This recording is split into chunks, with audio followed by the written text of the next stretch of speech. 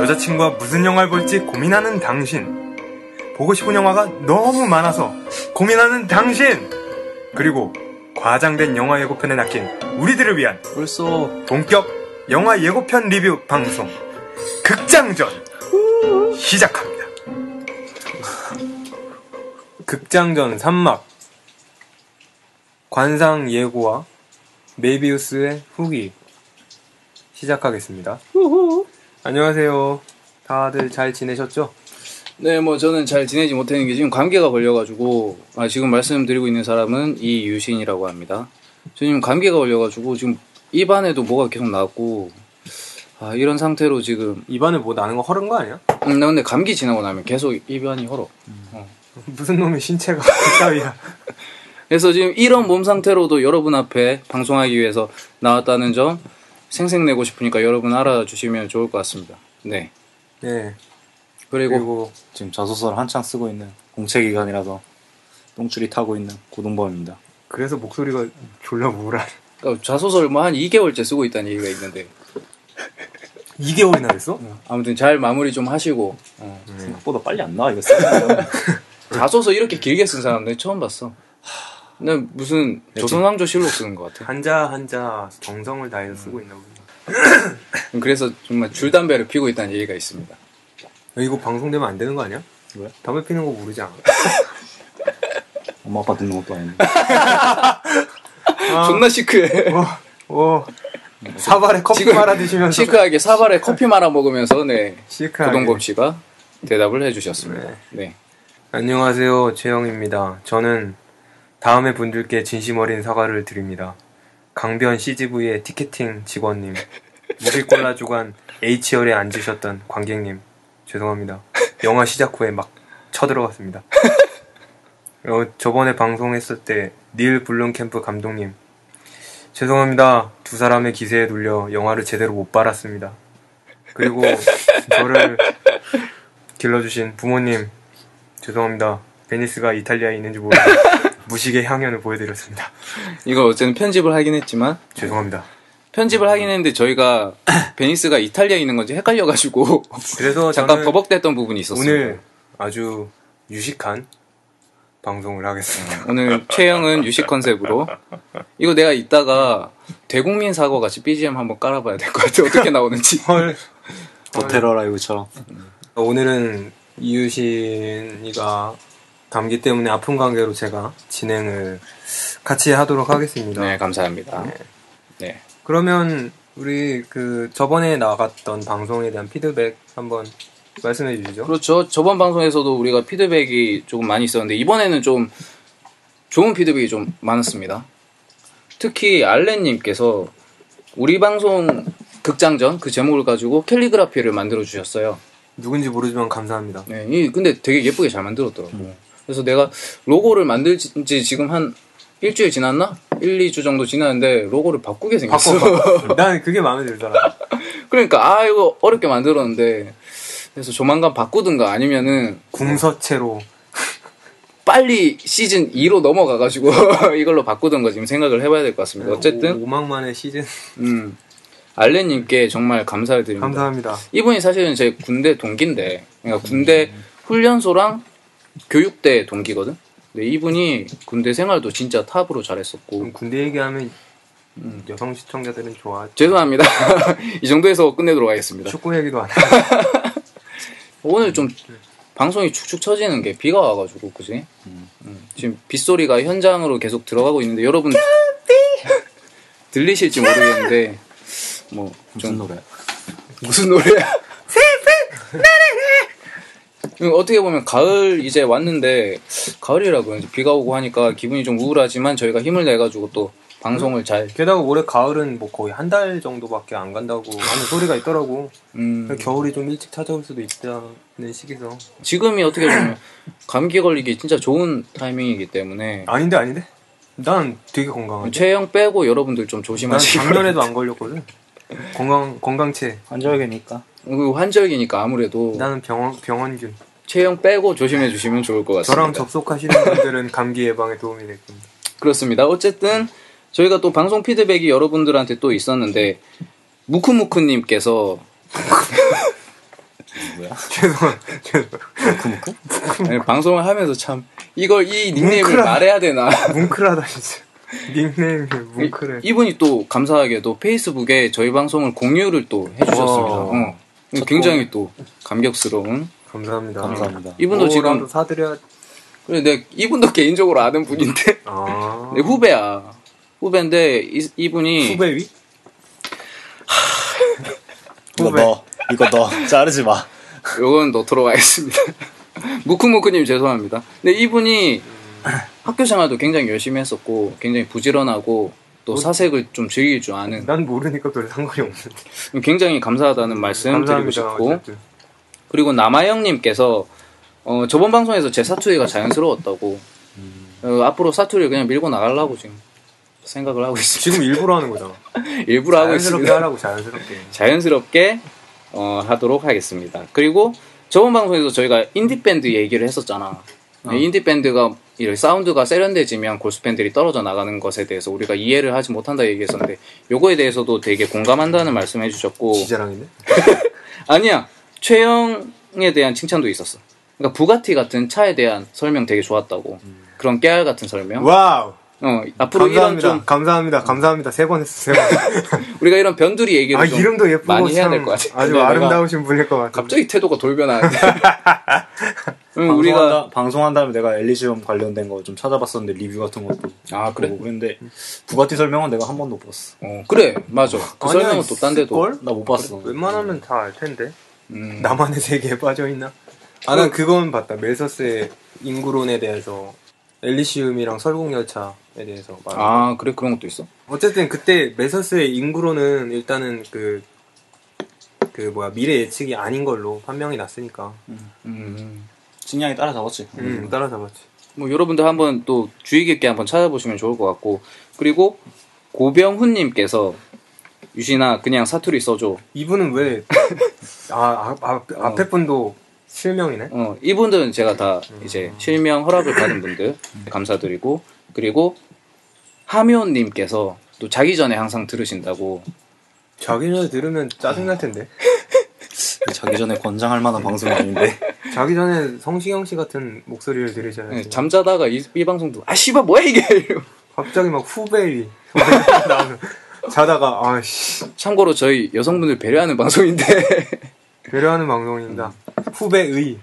우리가 뭐 방송하다가 무슨 말이 나올지도 모르고 지금 방송 상태가 지금 DJ 3명 다 마탱이가 지금 가가지고. 아니 왜냐면 오늘은 유신이가 좀 상태가 그렇지? 감기 때문에 상태가 안 좋기 때문에 이 두 명한테 기쁨조를 하라고 아까 그렇게 내가 말을 협박을 해서 좀 했지. 지금 어쨌든 참 먹 같은 방송으로 열심히 해주시기 바랍니다. 나 지금 방송 중에 죄송하지만 지금 감기에다가 발음도 좀 안 좋고 해서 조금 제가 이런 기분을 좀 달래려고 맥주 한잔 하고 있는데 감기 걸렸는데 맥주하고 있대. 여러분들 좀 이해를 해주시면 좋을 것 같고 그리고 그 밖에도 이제 김원중님, 이용관님, 박충희님, 최망소님, 여은혜님, 김하은님 등 모든 애청해주시는 분들께 감사 말씀드리겠습니다. 감사합니다. 네. 그리고 잠깐 말씀드리자면 오늘 불청객이 한 명 있습니다. 네. 지금 촬영 일을 하고 계시는 불안한 분인데 유전자. 뭐 씻을 데가 없다고 우리 집에 갑자기 나타나가지고 자고 갔더니 씻고 자고 있었구나. 이때까지 계속 찾아다가 갑자기 방송하고 있는데 깨가지고 소개 잠깐 해주시죠. 이왕 왔으니까. 안녕하세요, 최현진입니다. 됐어 이제. 그리고 오늘 방송 시작하기 전에 저희 방송에 대해서 한 말씀 드리자면 우리가 이제 팟빵 팟캐스트라든지 아이튠즈 팟캐스트 다 하고 있잖아. 그리고 유튜브 등 많은 매체에서 방송을 진행하고 있습니다. 그러니까 여러분들 그런 여러 가지 매체를 사용해서 여러분들 방송을 들어주시면 좋을 것 같고 그리고 특히 저희가 페이스북에 저희 그룹이 생성되어 있습니다. 난 모르는 사실이. 여기 최영은 페이스북을 안 하니까 뭐. SNS는 거의 다 안 하는. 전 싫어요 SNS. 필요 없고. 싫어. 최홍만 같아 SNS. 뭐야 최영만은 왜 나와 갑자기? 보기조차 싫어. 보기만 해도 싫어. 그렇기 때문에 저희와 좀 더 긴밀한 피드백을 하고 싶으신 분들은 페이스북에서 영화 예매 전에 듣는 방송 극장전을 입력해서 들어오시면은 저희와 다양한 얘기 나누실 수 있다는 거. 근데 나도 이거 보려면 페이스북 가입해야 되는 거 아니야?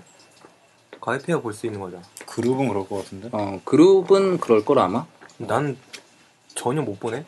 평생 동안. 그렇지. 계정을 안 만드는 이상. 계정 안 만드는 이상. 일주일에 한 번씩 봐. 일주일에 한 번씩 우리 틀어놓을 테니까.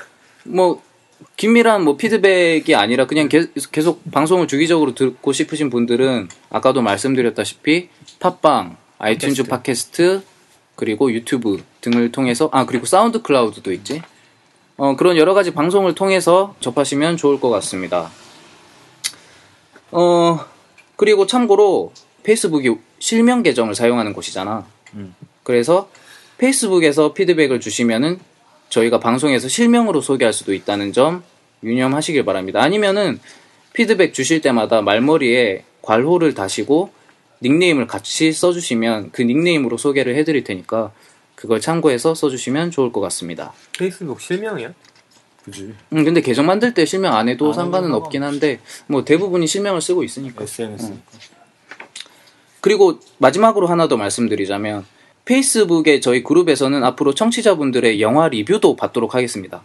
뭐 어떤 영화든 상관없습니다. 저희가 방송에서 다루는 영화도 좋고 그 외에 다른 개봉작도 좋고 아니면은 옛날 영화에 대한 리뷰도 좋고 뭐든지 좋으니까 페이스북 게시판에 리뷰를 올려주시면은 저희가 방송 중에 반드시 짧게라도 소개를 해드리도록 할 테니까 많은 이용 부탁드립니다. 물론 그것도 이제 닉네임을 말머리에 달아주시면은 참고해서 읽도록 하겠습니다. 저는 이번에 그 야론 질버먼 감독의 마지막 사중주라는 영화를 봤는데 정말 재밌게 봤어요. 그 영화 여러분 한번 보시면 좋을 것 같네요. 정말 정말 수작입니다. 블록버스터 같은 건 아니지만 연출도 굉장히 탄탄하고 이야기 자체도 흐름도 나쁘지 않고 음악 영화.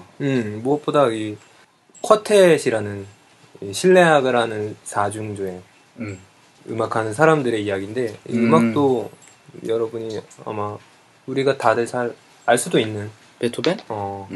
베토벤의 사중주를 또 접할 수도 있고 우리 방송에선 다루지 않지만 청취자분들이 한번 보시면 좋을 것 같네요. 재밌어. 거기에 나온 이모겐 푸츠라는 여배우는 참 예쁘더라고. 항상 여배우 얘기를 잊지 않고 해주시는 우리 최. 감사해라. 왜냐면 이분이 V4 벤데타로 데뷔를 했어. 그 영화로 데뷔를 했구나. 그러니까 작은 역할이었는데 그걸로 데뷔를 하고 내년에 크랭크인 되는 영화들에 많이 캐스팅이 많이 됐더라고. 굉장히 다작을 하고 있는데 게다가 그 큰 역 작은 역 안 가리고 다 들어가는 것 같아. 좋다. 꽤 괜찮은. 나 말고도 이분 빠는 사람 꽤 있던데. 빠진 사람. 빠진 사람. 빠진. 이모겐 푸츠 기대해 주십시오. 이분은 괜찮습니다. 나도 한번 방송 끝나고 마지막 사중주 한번 봐야겠네. 그 영화를 우리 다 같이 한번 참고를 해보도록 하고 그리고 우리 방송 시스템에 대해서 한번 또 말씀을 드릴까? 약간 언급을 좀 드려야겠지? 1부에서는 저희가 영화 예고편을 가지고 리뷰를 하는 순서로 이루어져 있습니다. 그렇기 때문에 영화를 아직 보시지 않으신 분들이 해당 영화를 어떻게 볼지 궁금증을 가지고 이 방송을 들으시면 좋을 것 같고 그리고 2부에서는 우리가 전 방송에서 다루었던 그 예고편 리뷰를 직접 영화로 보고 와서 또 한번 짚어보는 순서를 가지니까 영화를 보신 분들에 한해서는 2부 순서까지 같이 해주시면 좋을 것 같습니다. 네. 그러면 슬슬 우리 1부 이제 활기차게 한번 시작을 해보도록 할까요? 네. 또 내가 다 진행하고 있어. 그냥 해. 네. 산막 1부. 알코올이 들어가니까 좀 살아나네. 알코올이 좋아. 예고. 자, 시작하겠습니다. 들어가 보죠. 귀가 작고 코는 오똑하니 초년보다는 중년에 성공할 상으로 직사각형의 날렵한 얼굴은 조직 생활은 어울리지 않으나 턱과 아래 입에 힘이 있어 따르는 사람이 많으니 인기가 오랫동안 높을 상이로다. 코가 시작되는 눈 사이가 위로 솟았으니 곧 재물과 인연을 만날 신세계가 시작되겠구나.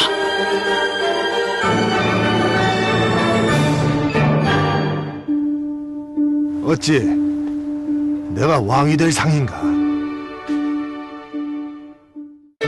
이마는 밝은데 눈썹과 눈썹 사이가 넓고 풍성한 게 몹시 기라도다. 눈은 수봉 아니라 봉황의 눈을 닮았으니 귀하게 살 팔자리였다. 살집 있는 코 밑으로 세로주름이 보기 좋게 나있으니 타짜가 되더라도 고수가 될 것이며 어디 가든 돈의 맛을 제대로 볼 상이로다.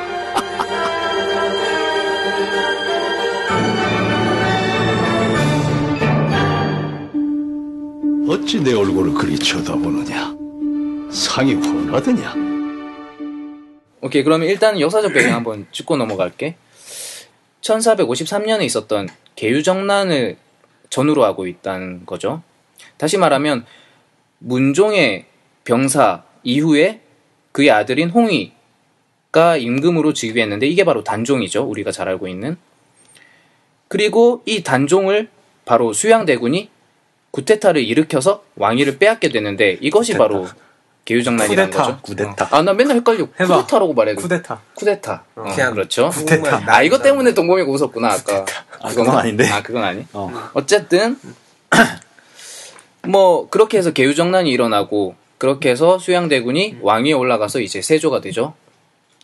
그리고 그 이후에 김종서를 비롯해서 사육신이 수양대군, 즉, 세조에게 처단을 당하게 되고, 그거는 뭐 되게 그런 뒤쪽 것들이, 이야기 그거는 때문에 뒤쪽이 이제 세조가 되고 나서 영화에서 얘기니까. 다뤄지진 않을 것 같고. 맞아. 그게 영화에서 나올 것 같지는 않아. 근데 나는 왠지 좀 김종서 처단에 대해서 나올 것 같아. 왜냐면 그거는 김종서라는 김종서- 인물이 나오니까. 아예 백윤식이 김종서 역할을 맡고 있으니까 중요한 왜냐면 인물이지. 역시 영화적 차원에서 보면은 이게 어쩌면 문종이 죽기 전에, 그러니까 단종이 즉위하기 전부터 시작될 수도 있을 거라는 생각이 들어. 관계를 다시 정리하자면 세종대왕의 아들이 그 중에 이제 3명이 중심 인물로 나오는데 이게 문종 그리고 나중에 세조가 되는 수양대군, 그 다음에 그 밑에 또 동생의 양평대군 이렇게 3명의 중심 인물이 나오고 안평인 것 같아.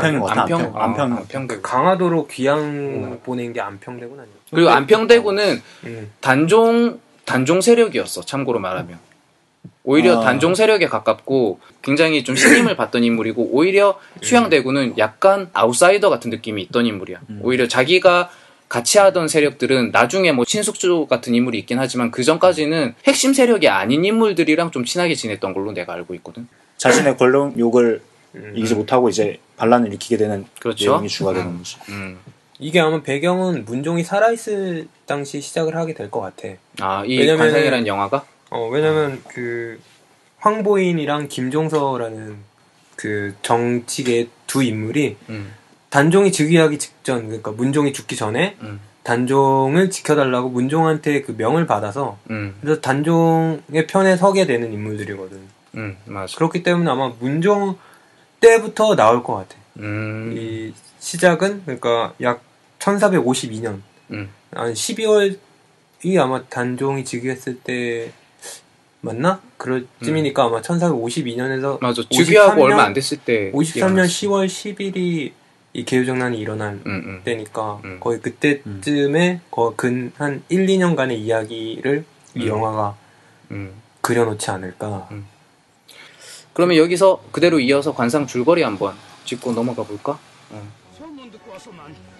관상 줄거리입니다. 얼굴을 보면 그 사람의 모든 것을 꿰뚫어보는 천재 관상가 내경. 처남 팽원 아들 진영과 산속에 칩거하고 있던 그는 관상 보는 기생 연홍 김혜수 씨죠. 집에서 일을 한번 해보는 게 어떻겠어? 혜순아. 연홍의 제안으로 한양으로 향하고 사랑해요.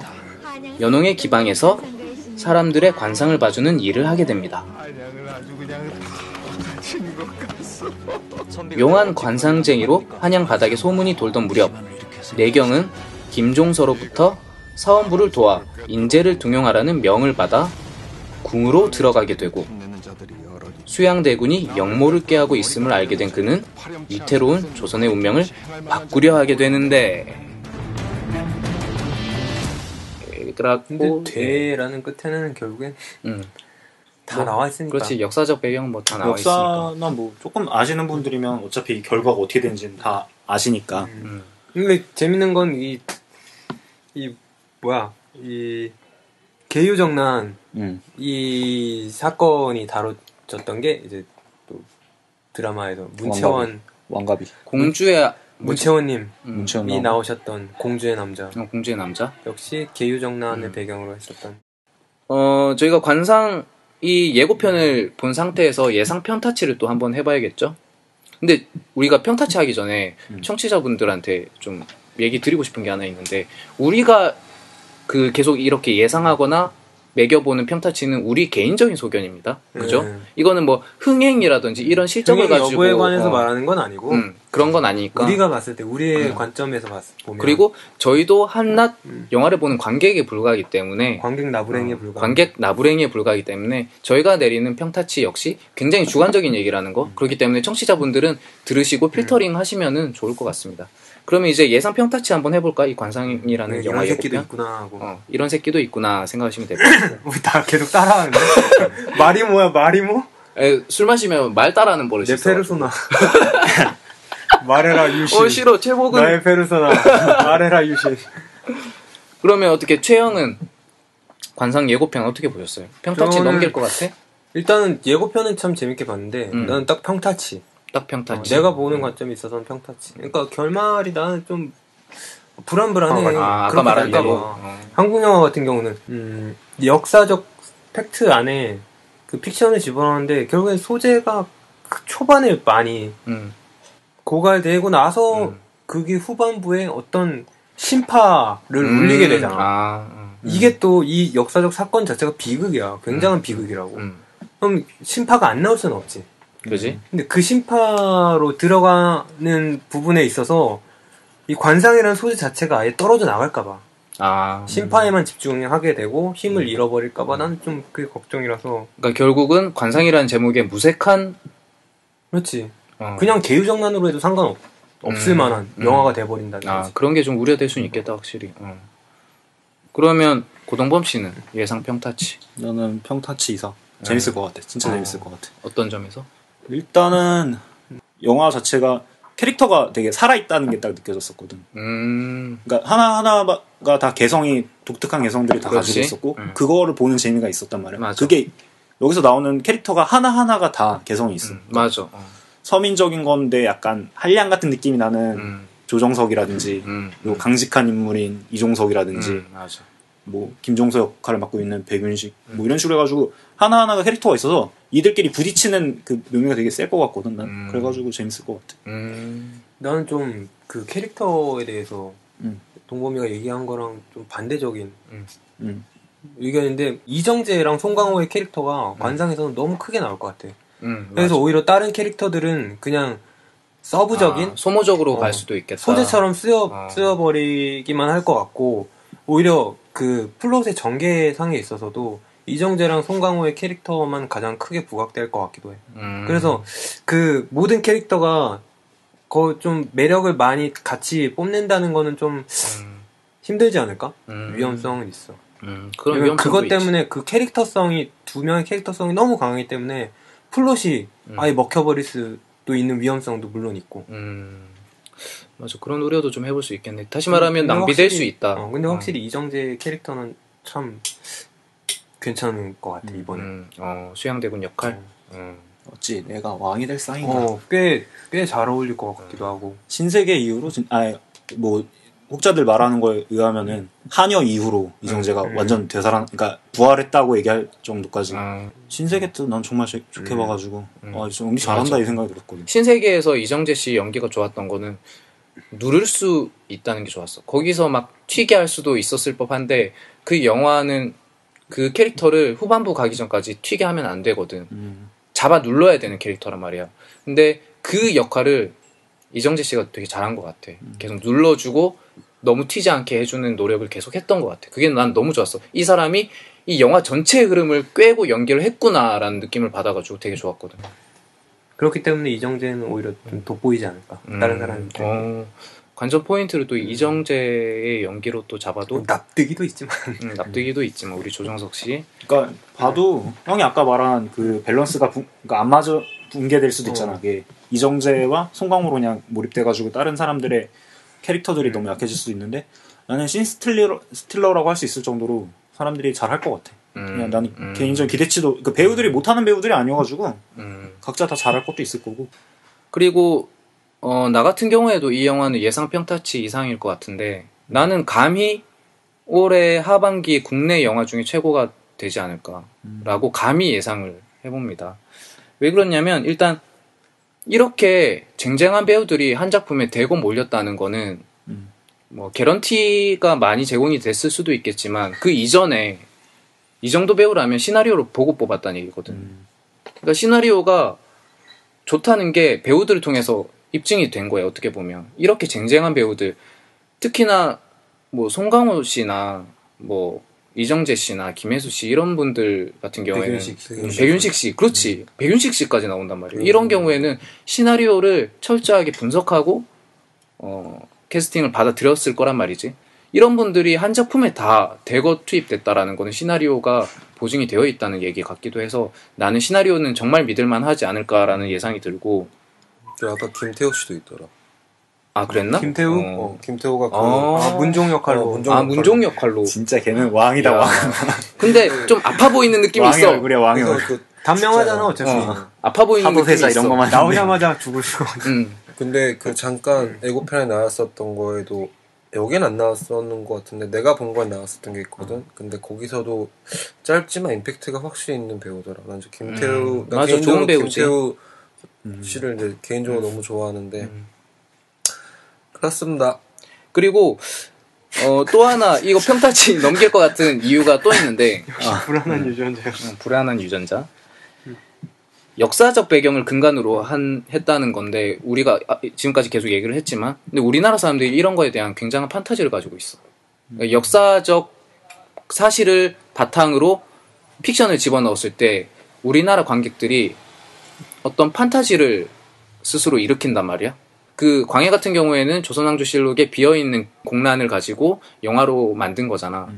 그랬을 때 관객들은 무슨 생각을 하냐면 정말 만에 하나 저랬을 수도 있겠다라는 생각을 하게 된단 말이지. 그랬을 때 판타지가 확 자극이 된단 말이야. 그렇기 때문에 그런 측면에서 우리나라 관객들이 이 영화를 선호하지 않을까라는 생각도 들고, 뭐 마지막으로 세 번째 이유는 뭐 다들 잘 알다시피 배우들이 워낙에 좋기 때문에 이 영화에서 굉장히 깨알 같은 재미를 많이 만들지 않을까. 송강호 씨라든지 조정석 씨라든지 이런 배우들은 깨알 같은 재미를 굉장히 많이 만들어낼 수 있는 배우들이란 말이야. 그래서 그런 점에서 굉장히 재밌게 볼 수 있지 않을까. 그래서 나는 평타치 이상. 나는 조금 뭐 개인적인 소견을 말하는 자리니까. 근데 이 배우들끼리 서로 충돌만 하지 않았으면 좋겠다라는 생각. 너무 쟁쟁하니까 배우들이. 그치. 그럼 다 알다시피 너무 많아버리면은 보는 사람이 지쳐버리잖아 이거는. 이게 그 플롯이 전체 플롯이 사라지고 캐릭터 극만 될 수가 있어. 어떻게 보면. 내가 봤을 때 우선 그러니까 약간 배우별로 좀 그런 플롯이 있지 않을까. 어디까지만 이제 살고 뭐.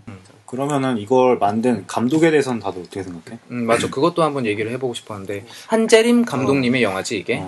그렇지. 연애의 목적과 우아한 세계를 찍은 한재림 감독님의 이제 세 번째 작품이 되는 거죠. 나는 그 지점에서도 이 작품이 좀 믿을만하다고 생각을 했어. 난 한재림 감독님 영화를 다 재밌게 봤거든. 그 연애의 목적도 그랬고 우아한 세계도 그랬는데 이 제 소견에 대해서는 청취자분들이 좀 다른 생각을 가지실 수도 있습니다. 그냥 내가 개인적으로 생각을 할 때는 홍상수 감독님의 상업적 변신?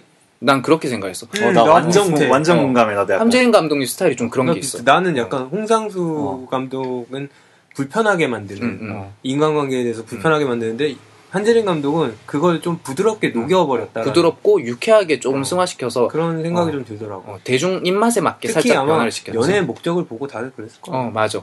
연애의 목적이 좀 그게 컸어. 그치. 그런데 젖었냐고. 젖었어요? 젖었어요? 나 섰는데. 그러니까 굉장히 저급하지만 저기 어디 숨어 있는 곳에서 누구나 할 법한 대사들 그런 게 녹아 있기 때문에 이게 한재림 감독님의 매력인데. 어쨌든 이런 매력이 이 영화에서 잘 살아있다면 또 재밌게 볼 수 있지 않을까. 부끄럽지만 숨기고 싶지는 않은. 딱 그 정도 수위에서 영화를 만들기 때문에. 그 두 영화 다 그런 것 같아. 그 이야기는 진짜 잘 끌고 나가는 것 같아. 집중력 맞아. 안 끊기고. 맞아. 집중이 잘 돼. 그리고 그게 이제 뭐 막 여러 배우가 아니라 정말 주인공만 딱 놓고 연애 목적도 두 명만 놓고 쭉 갔잖아. 근데 뭐 힘든 거 없고 우리가 보는 거에서도 뭐 끊김 없었고 특히 우아한 세계는 송강호 1인 그렇지 1인 탑으로 나온 나는 솔직히 보거든. 그래 맞아. 그런데도 불구하고 이야기를 잘 끌고 가셨단 말이지. 그렇지. 나는 근데 그 말고 이제 거대한 서사를 끌고 나가는 추진력이 얼마나 있을지는 그건 나는 약간 좀 무슨 얘기인지 알 것 같다. 뭐냐면은 한재림 감독님이 전에 만들었던 연애의 목적이나 우아한 세계 같은 경우에는 옆집에서 일어날 것 같은 느낌이 있어. 옆집 아니면 앞집 어딘가에서 저런 사람이 실제로 살고 있을 것 같은 느낌이 있단 말이야. 근데 이번 영화는 사극이야. 그런 느낌이 과연 스며들까? 그런 의문이 든다 이거지. 그러니까 나도 비슷해. 그러니까 그 전작에서는 중심적인 캐릭터가 있고 그 캐릭터의 감정을 계속 같이 따라가기만 하면 됐었어. 그 관객이. 그걸 잘 이끌어줬단 말이야. 근데 그것도 그렇고 그 캐릭터들이 겪는 이야기도 우리 주위에서 흔하게 겪을 수 있는 작은 이야기부터 출발을 해서 그렇게 이어나갔어. 근데 이번 건 좀 달라. 판이 커졌어. 맞아. 그리고 또 한 가지는 그 연애의 목적이랑 우아한 세계는 한재림 감독이 각본까지 참여를 했는데 이번 영화는 연출에만 신경을 써있다. 각본에 참여가 안 돼 있다고. 시나리오는 어디서 상 받은 거였는데. 그래서 한재림 감독이 아무래도 자기가 잘 펼칠 수 있는 건 자기가 만든 이야기 속에서의 연출 방식이었던 것 같은데 전작에서는 이번 거는 다른 사람의 이야기 속에서 자신의 연출 방식을 펼쳐야 된단 말이지. 지금 세 분 얘기 그리고 제 얘기를 종합해보자면 관전 포인트는 이거 같습니다. 역사적 배경과 관상이라는 소재를 얼마나 스며들게 잘 표현을 했는가, 이게 첫 번째 관전 포인트가 될 것 같고, 두 번째는 한재림 감독님이 얼마나 이번 작품에서 역량을 독을 품고 발휘를 했을까. 족뱅이 쳤네. 이게 이제 두 번째 관전 포인트가 될 것 같고, 세 번째 관전 포인트가 캐릭터 간에 얼마나 조화를 이루고 있을 것인가. 이게 이제 세 번째 관전 포인트가 될 것 같습니다. 세 분은 관상 믿으십니까? 이런 거. 관상이라든지 뭐 사주, 팔자 뭐 이런 거. 띠별 운세 막 이런 거. 뭐 그러니까 그 맹목적으로 믿는 건 아닌데 그냥 참고 삼아. 근데 재밌어 그런 거. 그치 재밌지. 어떻게 될지가 그냥 상상도 되고. 그치? 내가 여기서 이렇게 나온 대로 안 하고 다르게 하면 나는 죽나? 망하나? 그런 호기심이 자극된단 말이야? 그런 호기심이 들어. 내가 만약 여기서 나왔던 대로, 그러니까 말하자면 이런 관상이나 점성학이나 뭐 손금이나 이런 건 뭐 토정비결이나 이런 것들은 결국에는 통계학이란 말이야. 맞아. 어느 정도 정해진 표가 있고 거기에 대해서 대입해서 어떤 식이 나온다라는 건데 이게 통계학이긴 하지만 결국엔 운명론을 지니고 있는 거잖아. 운명론을 깔고 가는 거잖아. 거기에서 비껴나간 운명론을 살게 되면 내가 어떻게 될까? 나는 좀 그런 건 궁금하긴 해. 근데 지금도 아직까지 그거는 계속 가고 있지 않나? 궁합이라든지 결혼하기 전에. 그렇지. 아니 작년인가 내 친구가 결혼하기 전에 이 친구가 또 이런 사상 철학이라 그래야 되나? 이런 걸 또 공부를 했어요. 지 스스로. 그래서 거의 관심을 많이 갖고 있는 것 같은데 그 결혼하기 전에 술을 먹는데 이 친구가 너는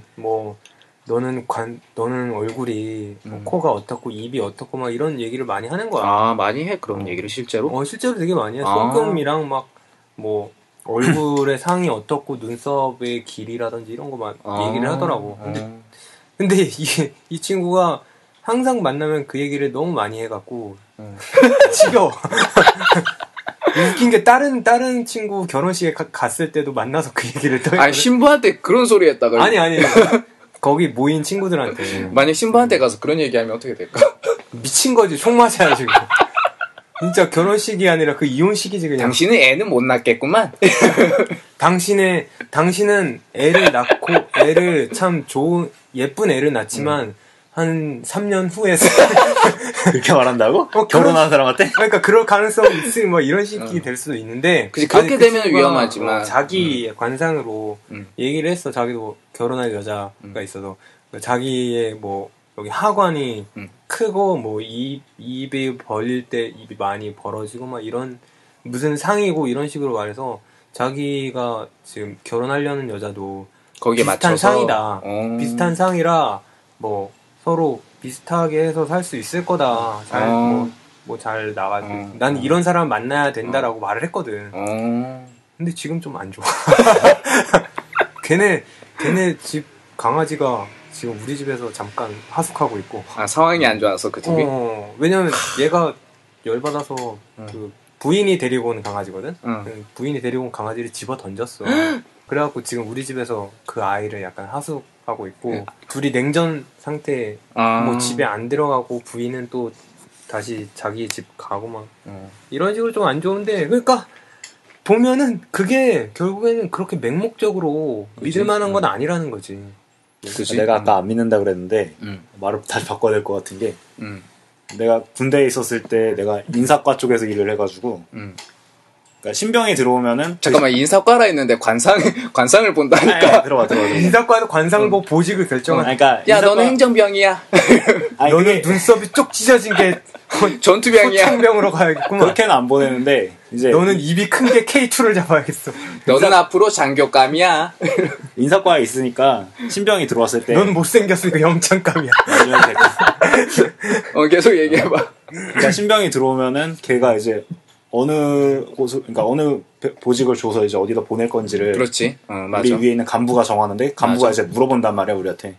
얘네 어떠냐, 이런 식으로. 근데, 내가 그, 첫 인상이라고 그러잖아. 그렇지. 그러니까 첫 인상이란 게 처음에 딱 위병소에 들어와서, 처음 내가 봤을 때, 얘네들은 일 잘할 것 같고, 얘는 아니다라고 생각했던 거가 거의 다 맞았어. 그래? 그러니까. 야, 너 돗자리 깔아야겠네. 지자랑하는 거야, 지금? 자랑이라기보다, 그러니까 얼굴 봤을 때. 지자랑인데? 나 관상 볼 줄 알아요. 타고났어요. 신내림 받았나? 그러니까 뺑기 부릴 것 같은 애 생김새나 이런 거를 뭐 딱히 정해서 내가 보는 건 아닌데 거의 대충 맞았던 것 같아. 그러니까 얼굴이 그러니까 일을 잘하는 애는 내가 봤을 땐 잘생겼다라기보다 그 애가 좀 일 잘하게 생겼다.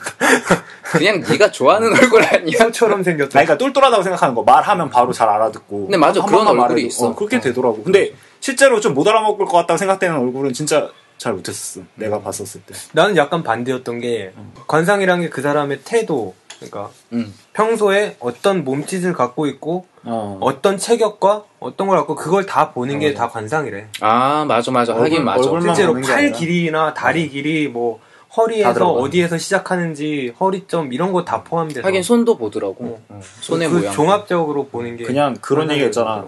코가 그 재물운이랑 뭔가 관련된다고 이런 식으로. 좀 더 자세하게 말씀드리자면 코가 옆으로 넓고 이 코 주머니라고 하지. 여기가 풍성하면 재물운이 좋다고 하더라고. 그러니까 근데 그것도 있는데 그러면은 보통 다 코가 그렇게 생겼으면 다 재물운이 있을 것 같잖아. 근데 내가 예전에 봤던 만화 중에 허영만의 꼬리라는 만화. 나도 그 재밌게 봤어. 거기서 나왔지. 거기서 나오지. 근데 이것만 보는 게 아니라 재물이 여기서 있어도 다른 데서 새는 어떤 상이 있으면은 그게 그러니까 재물이 쌓이는 게 아닌 거지. 예를 들어서 코 주변에 점이 있다거나 그러면 이 점을 통해서 재물이 빠져나간다라는 얘기가 있더라고. 그 만화책에서. 그런 식으로 여러 가지를 복합적으로 봐서 상을 결정하고 운명을 결정한다라는 것이 이제 관상의 주 핵심인데. 그래서 내가 말하려던 건 고등학교 때 어떤 그 전학온 애가 있었어. 키가 크고 막 좀 호리호리한 애였는데 말쑥하게.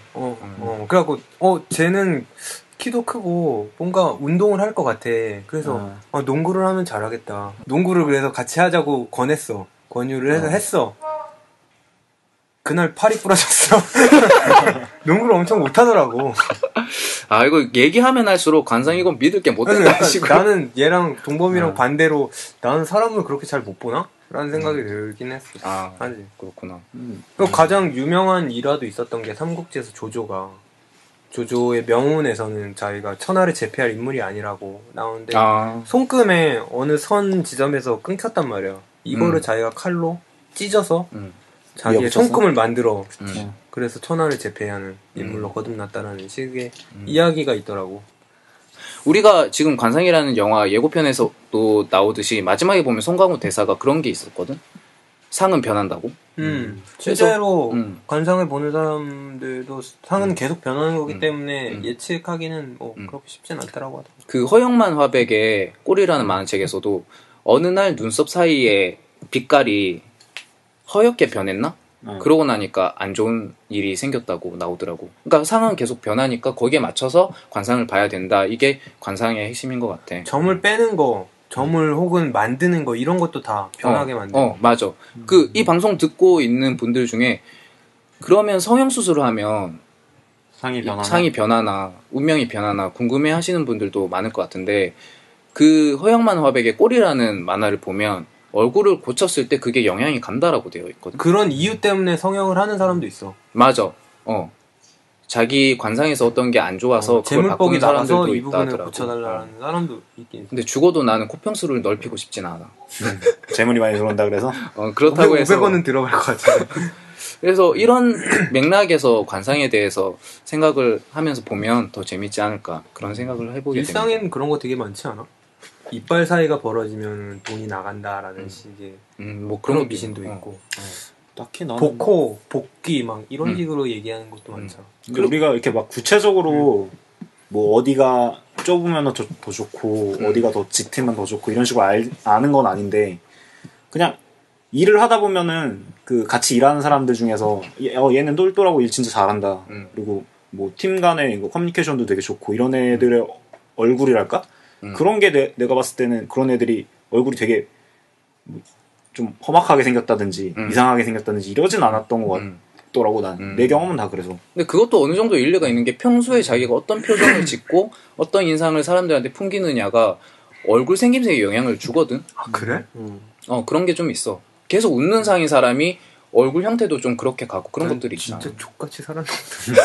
왜 잘생겼구만. 얼굴이 적같지 않냐. 그 우리 로고 보면 이제 최영의 얼굴이 있는데 똑같이 생겼습니다. 굉장히 반듯하게 생겼으니까. 내가 누군지 모르지. 동범이랑 비슷하게 돼 있는데 그 그림에서는 이 사람아 데칼코만이라고.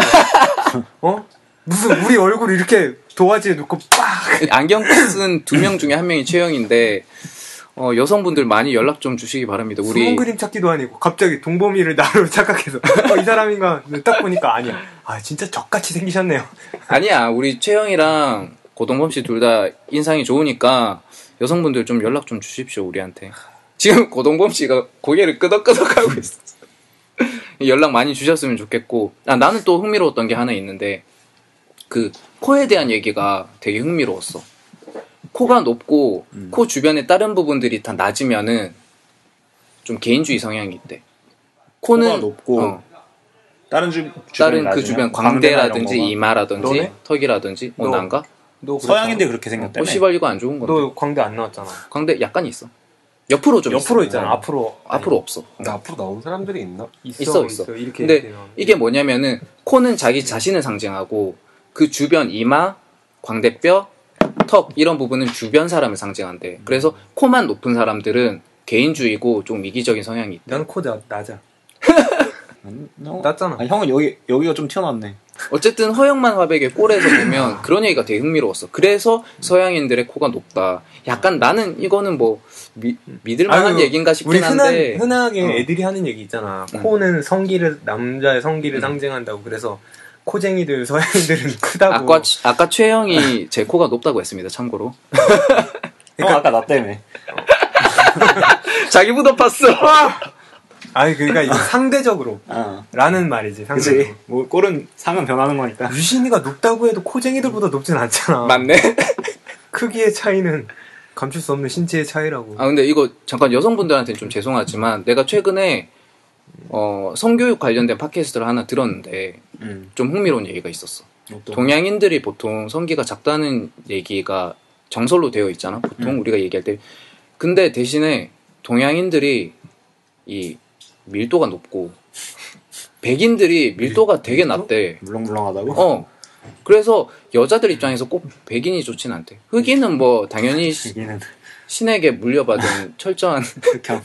그러니까 흑형은 논외고 어쨌든 그래서 백인이 대지의 힘을 그러니까 물려받은. 그러니까 우리 동양인 남성분들 너무 좌절까지는 안 하겠지만 어쨌든 조금. 요즘엔 다 체격이 서양화돼서. 그지 맞아. 달라졌잖아. 그런 것도 있어 맞았네. 근데 오히려 난 관상보다 사람들 말투. 맞아 말투 중요한 거. 오히려 나한테 그게 더 좀 있더라고 이게. 누군가를 무시하는 듯한 말투 쓰는 사람들한테는 나? 향, 커 낮은 향. 나는 그걸 야, 코 얘기 그만해. 나 제대로 컸어. 나 정상적이야. 나 여자 연결시켜 주려고 지금 방송 쫙 깔아놨는데 코 하나 때문에 씨. 자, 제가 알기로는 이 방송은 극장 전 영화 보기 전에 듣는 방송으로 알고 있습니다. 아, 맞다. 까먹었네. 오해하지 마세요. 저는 정상적인 신체와 정상적인 크기를 갖고 태어난 근데 진짜 진지하게 말씀드리는데 최영 진짜 잘생기셨어. 정상 인간입니다. 코가? 코 안 나자. 안 나자. 근데 진짜 얼굴 잘생겼으니까 여성분들 좀 관심 좀 가져주셨으면 좋겠고. 어쨌든 우리가 근데 관상 얘기를 해보니까 생각보다 더 흥미로운 얘기거리가 되네. 우리끼리 또 얘기할 게 많네. 관상이라는 소재는 참 좋은 것 같아. 근데 나는 문제가 이 소재를 끝까지 갖고 갈 수 있느냐가 좀 관건일 것 같아. 좀 나도 우려했던 게 최영의 얘기랑 좀 비슷한 게 있어. 나는 우려를 했던 게 뭐냐면은 관상이라는 소재가 이 역사적 배경에 잘 스며들 수 있을까. 역사적 배경은 우리가 다 알고 있는 팩트가 엄연히 깔려 있는데 이거를 관상이라는 소재 그리고 관상쟁이라는 인물 이것을 통해서 얼마나 영향을 줄 수 있을까. 난 그 부분이 좀 우려스러웠는데 이게 아무래도 최영이랑 비슷한 맥락이 아닐까 생각을 좀 해봅니다. 어쩌면 그게 이 영화 보는 키포인트가 될 수 있을 것 같아. 그래, 이게 관전 포인트가 될 수 있을 것 같아. 내가 지적하고 싶은 건 그러니까 그 조선 명탐정 각시투꽃의 비밀이었나? 그거랑 관상도 똑같이 가장 큰 소재를 제목 앞에 놨단 말이야. 그렇다면 그 소재로 인해서 영화가 초반부터 끝까지 그 소재를 중심적으로 뭔가가 달려가야 된다고 생각을 하거든. 작년에 같은 지금의 비슷한 시기에 추석 시즌에 맞물려서 개봉했던 광해 왕이 된 남자 같은 경우는 왕이 된 남자라는 커다란 소재가 있었어. 맞아. 그게 결국에는 끝까지 간단 말이야. 그 캐릭터를 가지고. 그건 잘했어. 그 사람에 대한 이야기니까 그건 어쩔 수 없다라고 봐. 그것도 결국에는 역사적인 사실 안에 그 또 다른 인물이라는 픽션을 가미한 거잖아. 그거는 끝까지 같이 갔거든. 그렇지. 그런 식으로 처리를 하는 건 그런 식으로 처리를 하는 게 나는 좀 가장 잘 해결을 했다고 생각해. 그렇게 큰 소재를 썼다면. 그래서 관상 역시도 그 계유정난이라는 실제적 사건 안에서 관상쟁이가 어떤 관상을 통해서 어떻게 이 사실을 바라보느냐에 초점이 좀 맞춰졌으면 좀 이 영화를 그냥 역사적인 그 사실 배경 사실에 묻히지 않고 끝까지 갈 수 있지 않을까. 좀 더 흥미롭게 소재를 사용하지 않을까라는 생각이 들어서. 그러니까 핵심은 어쨌든 관상에 초점이 맞춰져 있어야 되는데 그게 역사적 배경이 더 초점이 되어버리면 그 사건이 너무 크다 보니까. 그렇지. 그러면 1부 관상 예고편 리뷰를 여기까지 마치도록 하고 2부에서 그 얘기 안 했네. 뭐야? 그만 들어와. 정리 좀 하자. 그 얘기 안 했어. 아니 이게 캐릭터 예고. 정말 재밌었어. 그래, 청취자분들 그거 꼭 보시면 좋을 것 같습니다. 그 대본은 정말 잘 썼던 것 같아. 슈박스 마케팅이 누군지 모르겠는데 이건 진짜 잘했어. 이건 우리 박수 한번 치자. 이거는 진짜 잘 만들었어. 이거. 정말 위트 있게 잘 썼어. 정말 잘 만들었어. 1부 관상 예고편 리뷰를 여기까지 마치도록 하고 2부에서는 우리가 저번 방송에서 보고 온 영화죠. 김기덕 감독님의 메비우스를 우리가 다 보고 왔으니까 이 영화를 가지고 이야기를 한번 나눠보도록 하겠습니다. 예. 그럼 2부에서 뵙겠습니다.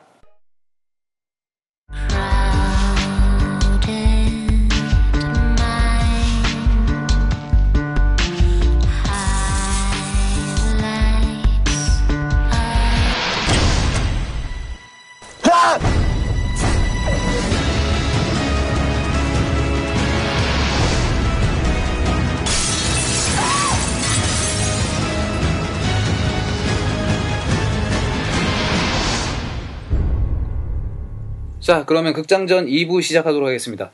2부는 저희가 김기덕 감독님의 메비우스를 가지고 얘기를 하는 거죠? 네. 네. 물어보는 거야? 반응 좀 해. 물어보는 거냐고. 그래. 자, 내가 이거를 용산 CGV에서 봤는데. 멀리 가서 봤네. 아니 강변에 안 가고. 우리 강변에서는 이걸 상영을 안 하더라고. 그 말고 강동에서는 상영을 했었는데 거기는 이 CJ 포인트 카드에 적립금 못 쓰더라. 그래서 왕십리 갈지 용산 갈지 고민했었는데, 아니면 여의도 갈지 고민했었는데 그냥 용산을 가는데 4DX관에서 상영을 하는 거야. 나는 그래서 메비우스가 그러면 4DX의 블록버스터 영화가 됐나? 우리 저번에 동범이가 말했던 그 조재현님의 액션씬이 있는 건가? 막 물 튀고 진동 오고 이런 건가? 사운드 빵빵 터지고? 근데 뭐 성기 자르는 거 4DX로 봤지. 칼 꼽고 자위하는 그 면에는 뭐 피가 막 튀기고 그게 앞에서 물이 쭉쭉 나오고 쪽쪽 나오고 막 기분 흔들리고. 나 줄까? 그러니까 막 그 강간씬에서는 의자가 앞뒤로 이렇게 흔들리는. 진짜로? 아니겠지.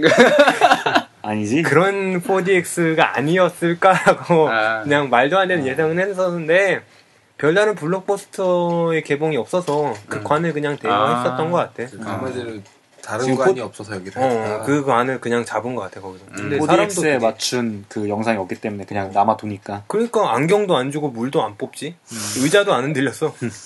뭐야 말만 4DX.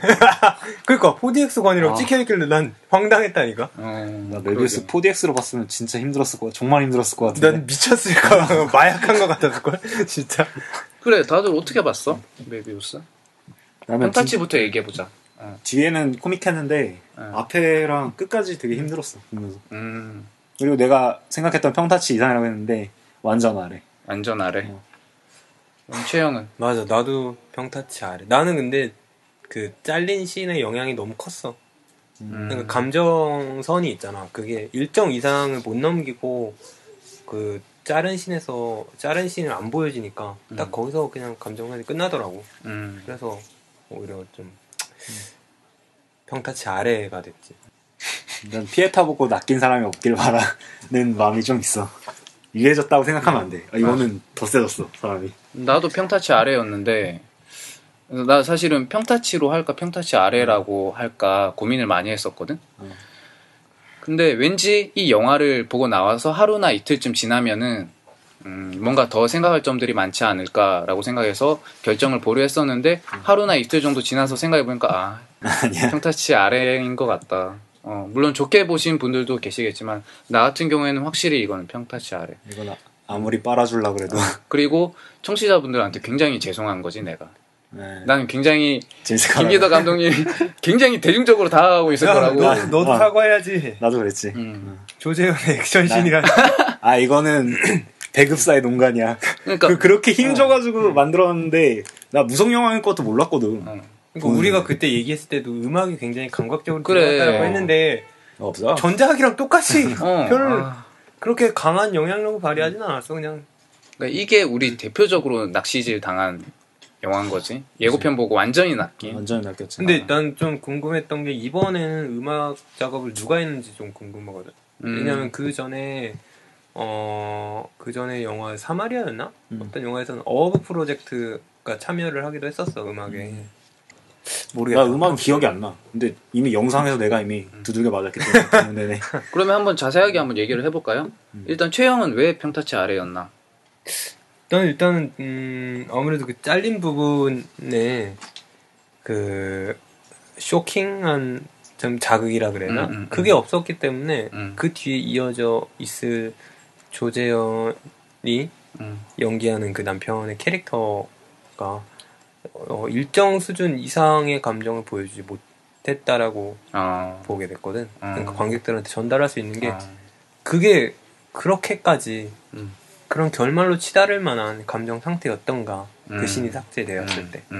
물론 그거는 뭐 꿈이라는 걸로 그 보여주었지만 어쨌든 상징적인 의미겠지. 그러니까. 그래서 좀 그게 많이 실망을 했었고 좀 되게 코미디 같은 느낌. 코미디 요소 많았어. 섹시 코미디. 이건 섹시 코미디라고 하긴 그게. 아니 왜냐면은 내가 이게 재밌었던 게 그 앞에 개 싸움 하잖아. 완전 개처럼 싸우잖아. 가족 3명이서 가는 거? 동물처럼 싸우는데 이 부인이 계속 엎어진단 말이야. 엎어지면서 계속 이 속옷을 노출해. 치마가 딱 벌어지면서 계속 노출해. 이게 아무 신경도 안 쓰고.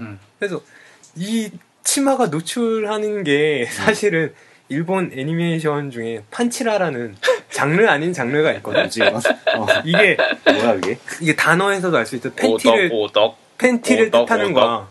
근데 이게 일본 말로 팬티가 판치라? 판치라? 판츠 할 때. 근데 이게 말하자면은 여자 캐릭터들의 속옷, 그러니까 팬티를 그 치마를 입고 있겠지 아마. 의도적으로 보여줘. 맞아. 애니메이션 좀 관음증적으로. 그게 이게 관음증적이 아니라 그냥 정말 자연스럽게 그냥 보여줘. 그냥 이게 클로즈업 돼서 보여주기도 해. 이게 시청률을 올리기 위해서 만든 장치 중에 하나인데 그러니까 어느 정도의 시청률에 그 상한선 같은 중간선 같은 거를 안고 가는 거야. 이거를 노출하면은 어느 정도는 볼 수 있다라는 이게 이 스탠다드가 있거든. 그렇기 때문에 대부분 시청자층에 성에 민감한 뭐 그런 아이들이라든지 뭐 2D의 세계에서 성을 탐닉하는 오덕 하시는 분들이라든지 아니면 그런 노출 같은 거 불편함 없이 보는 사람들이기 때문에 이게 성적 코드를 가볍게 이렇게 넣어서 허용해서 시청률을 끌어올리는 하나의 장치로서 그게 판치라 하나의 장르처럼 그렇게 돼 있어. 생각해보니까 내가 도라에몽을 되게 좋아하는데 도라에몽에서 판치라 이슬이 아니 근데 이게 야, 그때 범죄야 그거. 아니 잠깐만 아니 이게 근데 중간중간 왜 그래 다들 그럼 그건 아니야. 이게 아니라 이슬이 목욕하는 씬이나 이런 게 만화책에 그냥 나와.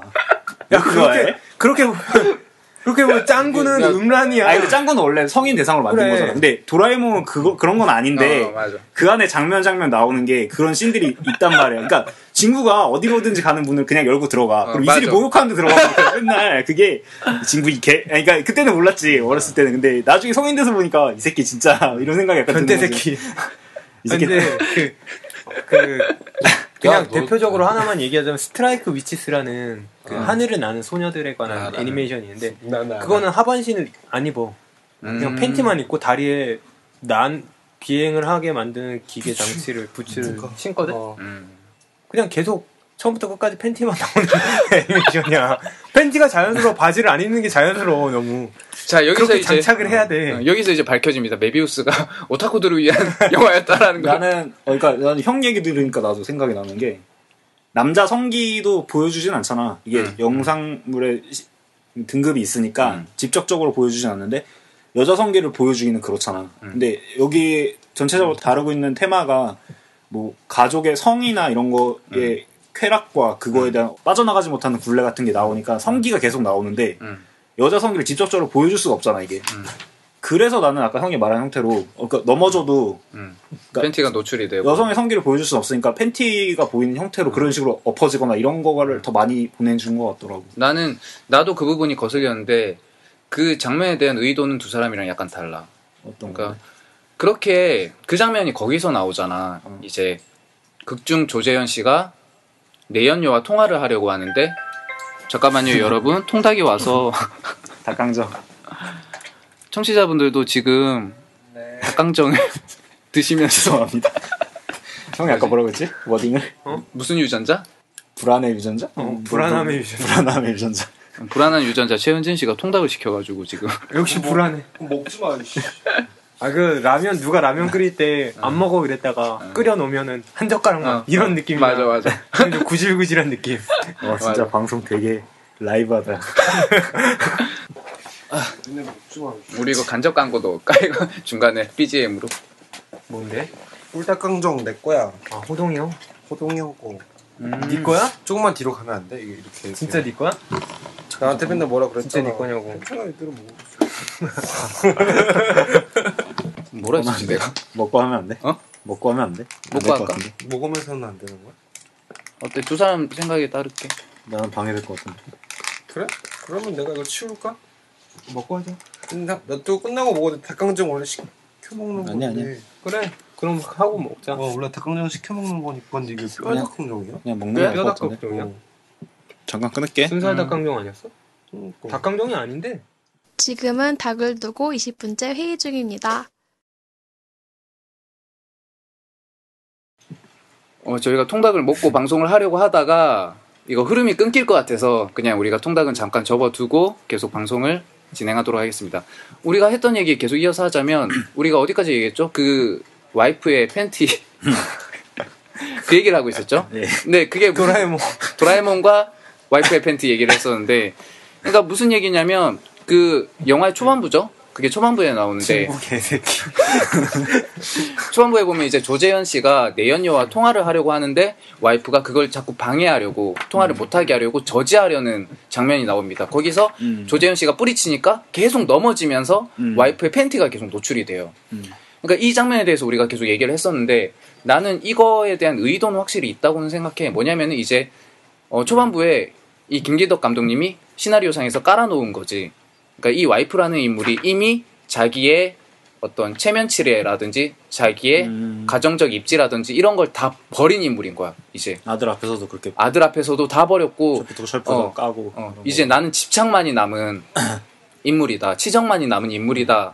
그런 거를 극단적으로 보여주는 장면이 그 팬티라고 생각을 했거든. 근데 나는 그래도 이거는 두 사람의 말처럼 좀 거슬렸어. 왜냐면 좀 유치해. 그치. 영화에서 뭐든지 이런 장치들은 은근하게 드러나야 되는데 너무 드러내놓고 이걸 보여주니까 한 두 번도 아니야. 그런 건 한 번만 나와도 되는 거거든. 근데 막 두 번, 세 번 계속 나오니까 뭘 저렇게 많이 넣었나. 좀 유치하고 너무 자기적이고 너무 노골적이다. 약간 그런 느낌을 받았지. 나도 그래서 그 장면을 한번 꼭 짚어보고 싶었던 부분이었어. 응. 그런 식으로 뒹굴면서 싸우는 게 가장 중요하게 좀 크게 부각된 게 초반에 후반에 이렇게 두 개로 같이 있더라고. 그래서 나는 좀 이 캐릭터를 그리는 데 있어서 동물처럼 그리려고 하질 않았나라는 생각이 들었어. 싸우는 거 보면 그냥 사람들이 싸우는 거가 아니라 그냥 동물들이 먹이 쟁탈하듯이 뒤집어져서 누워서 막 구르면서 싸우잖아. 맞아. 본능적으로 막 밀어내고 발로 막 밀어내고 막 이러는 거 보면은 정말 동물들의 싸움처럼 보여지더라고. 처절하지. 그런 느낌. 근데 나는 그게 너무 코믹했어. 뒤에가. 나도 그게 진짜 재밌었어. 약간 그러니까 내가 아까 말 섹시 코미디 같은. 아니 이게 섹시 코미디. 아니 그 노출이랑 같이 붙일 수가 없어. 근데 그게 그 장면들이 너무 웃겼다니까 그게. 그럼 고동범 씨는 왜 평타 이하로 봤는지 한번 구체적으로 한번 얘기를 해주실까요? 일단은 그러니까 이게 실험적으로 가려고 일부러 대사를 뺀 것 같긴 한데 거기서도 일단 내가 원래 기대했던 좀 유해진 김기덕의 모습을 볼 수 있지 않을까라는 생각을 그렇지. 완전 뒤집어 버렸거든. 대사가 한 마디도 안 나온다는 것 그렇지. 자체에서. 유해진이라 그러니까 배우 이름 같잖아. 부드러워지신. 그 면모가 있을 줄 알았는데 역시나 유해진 김기덕이라 그러면 둘이 무슨 영화 찍었나? 찍었지. 찍었어? 해운대. 해운대래. 해운대가 아니라 해안선. 해안선. 나와. 동네 양아치로 나와. 이렇게 해안선. 또 연결이 돼. 그 의도가 있었나? 유해진 게 다 이유가 있었어. 내가 괜히 또 끄는 것 같아. 또 사과해. 다음 주에 방송 때 또. 사과하기로 하고. 계속 한번 해봐. 그런 점이 좀 있었고 그거 외에도 아까 전에 말한 것처럼 너무 자기적으로 이걸 표현해야겠다 해가지고 반복적으로 보여주는 거나 설정을 너무 들이대는 장면들. 맞아. 들이대지. 뭐랄까 앞에 부분 쪽에서는 너무 힘들었어. 그 남자 성기를 자르는 장면이나 이런 거가 그러니까 뭐랄까 악마를 보았다라든지 뭐 소우라든지 이런 형태의 고어에 가까운 이런 슬래셔 무비들 같은 경우는 그거 나름대로 가져다 주는 뭐랄까 공포 무비라고 해야 될까? 이런 거가 가져다 주는 정서가 있잖아. 근데 신체가 훼손되는 장면이 거기서 나온다 그래서 거기서 내가 공포를 느끼는 거랑 아까 거기서 그러니까 김기덕 영화에서 공포를 느끼는 거랑 너무 다르더라고. 힘들었어 너무 보면서. 그냥 차라리 소우가 편했어 볼 때는. 그러니까 시각적으로 너무 힘들었다. 그렇지. 시각적으로 보여주진 않잖아. 그러니까 소우랑 그 정서가 달라서 그런지 모르겠어. 그러니까 소우는 이 사람에 대한 그러니까 플롯이 있잖아. 근데 그 안에서 움직이는 거기 때문에 주인공이 여기를 빠져나갈 수도 있겠고 뭐 이런 식의 어떤 희망이라든지 아니면 주인공이 움직이는지 이런 게 느껴지는데 그냥 김기덕 걸 보면은 그 아들 고추 자르는 장면이나 이런 거가 그냥 한두 번 나오는 게 아니라 거기 그 장면도 있고 뒤쪽에 가면은 이제 서영주가 남자 양아치 애랑 같이 합작해가지고 양아치 고추 자르는 장면. 그 부분 재밌지 않았냐? 그거 웃겼어. 웃기지 않았어? 고추 자른 게 갑자기 싸우다가 도로에 타면 그러니까 차가 밟고 찌부러져 있어. 찍 이러면서 진짜 끝까지 가는구나. 어쨌든 지금 그리고 그거를 먹는 장면 있잖아. 고추 자른 다음에 아들 거 씹어먹는 장면 있잖아. 나 진짜. 그러니까 고동범 씨 얘기를 그 종합하면 이 얘기인 거야.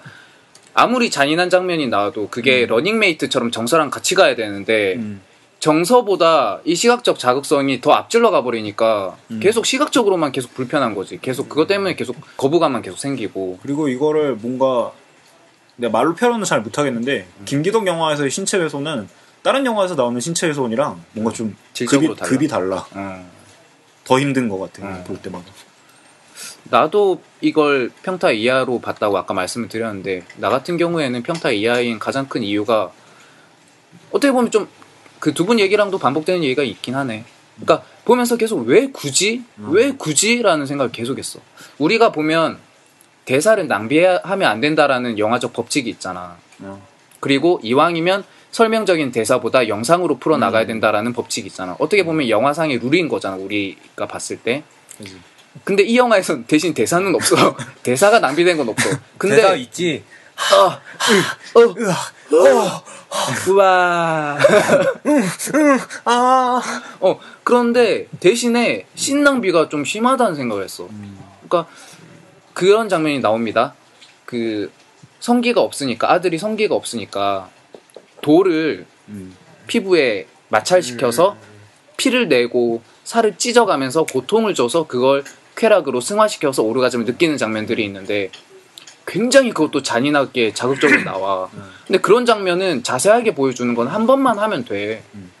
그러고 나서 그 똑같은 상황을 되풀이하는 거는 암시적으로만 보여주던가 아니면 또 한다라는 거를 그냥 상황적으로만 딱 보여주고 넘어가 버리면 되는데 굳이 그걸 잔인하게 또 보여주고 한단 말이에요. 그런 건 난 씬 낭비라고 생각하고 위약적이라 생각하고. 나는 씬의 낭비보다는 그거를 좀 중요하게 생각했다라고 생각하는 게 그건 이 사람들은 여기 있는 캐릭터들은 다 욕망, 성적인 욕망에 대해서 초점이 몰려 있잖아. 그렇기 때문에 그걸 반복해서 보여줌으로 인해서 그 성적인 욕망을 어떻게 해소하느냐, 그러니까 고통을 수반하면서 해소하는 그 모습을 통해서 그 사람들이 얼마만큼 큰 욕망을 갖고 있는지.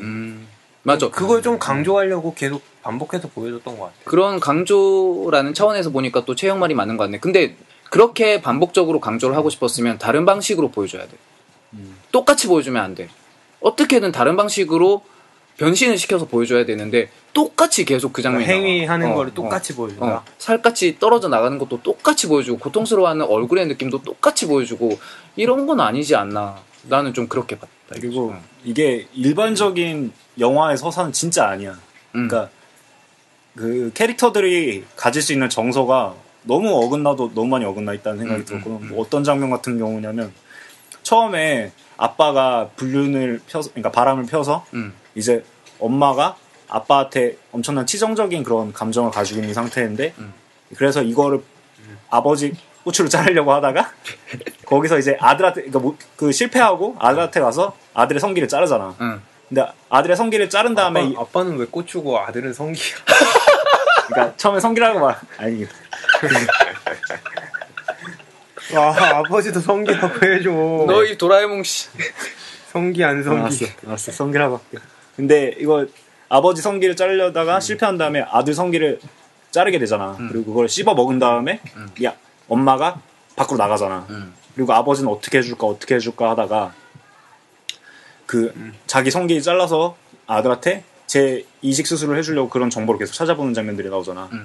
근데 둘이서 집안이 이렇게 파탄이 났는데 성기 이식 수술에 관련된 외국 기사를 보면서 둘이서 씩 웃으면서 서로 보는 장면이 있어. 근데 보면서 이거 진짜 코미디도 아니고 이런 생각이 드는 거야. 그 정서가 집안 이렇게 파탄이 났는데 그 섹스 하나 때문에 이거 생각이 들까? 난 이 생각이 너무 드는 거야. 그러니까 일반적이진 않아 이게 너무. 그 부분에서 유해진 게 아닐까. 그걸 위해서 앞에를 다 그렇게 만들었다 그러면은 뭐 그러니까 모르겠는데. 그 얘기인 거지. 이제 아들 성기가 그 아버지의 와이프 그러니까 엄마로 인해서 절단이 나고 그래서 그것 때문에 계속 파경으로 치닫고 파국으로 치닫고 결국 아버지는 아들의 성기를 다시 만들어주기 위해서 노력을 하는 과정이 나오는데 거기서 이제 외국의 그 수술 사례를 찾아보는 거지.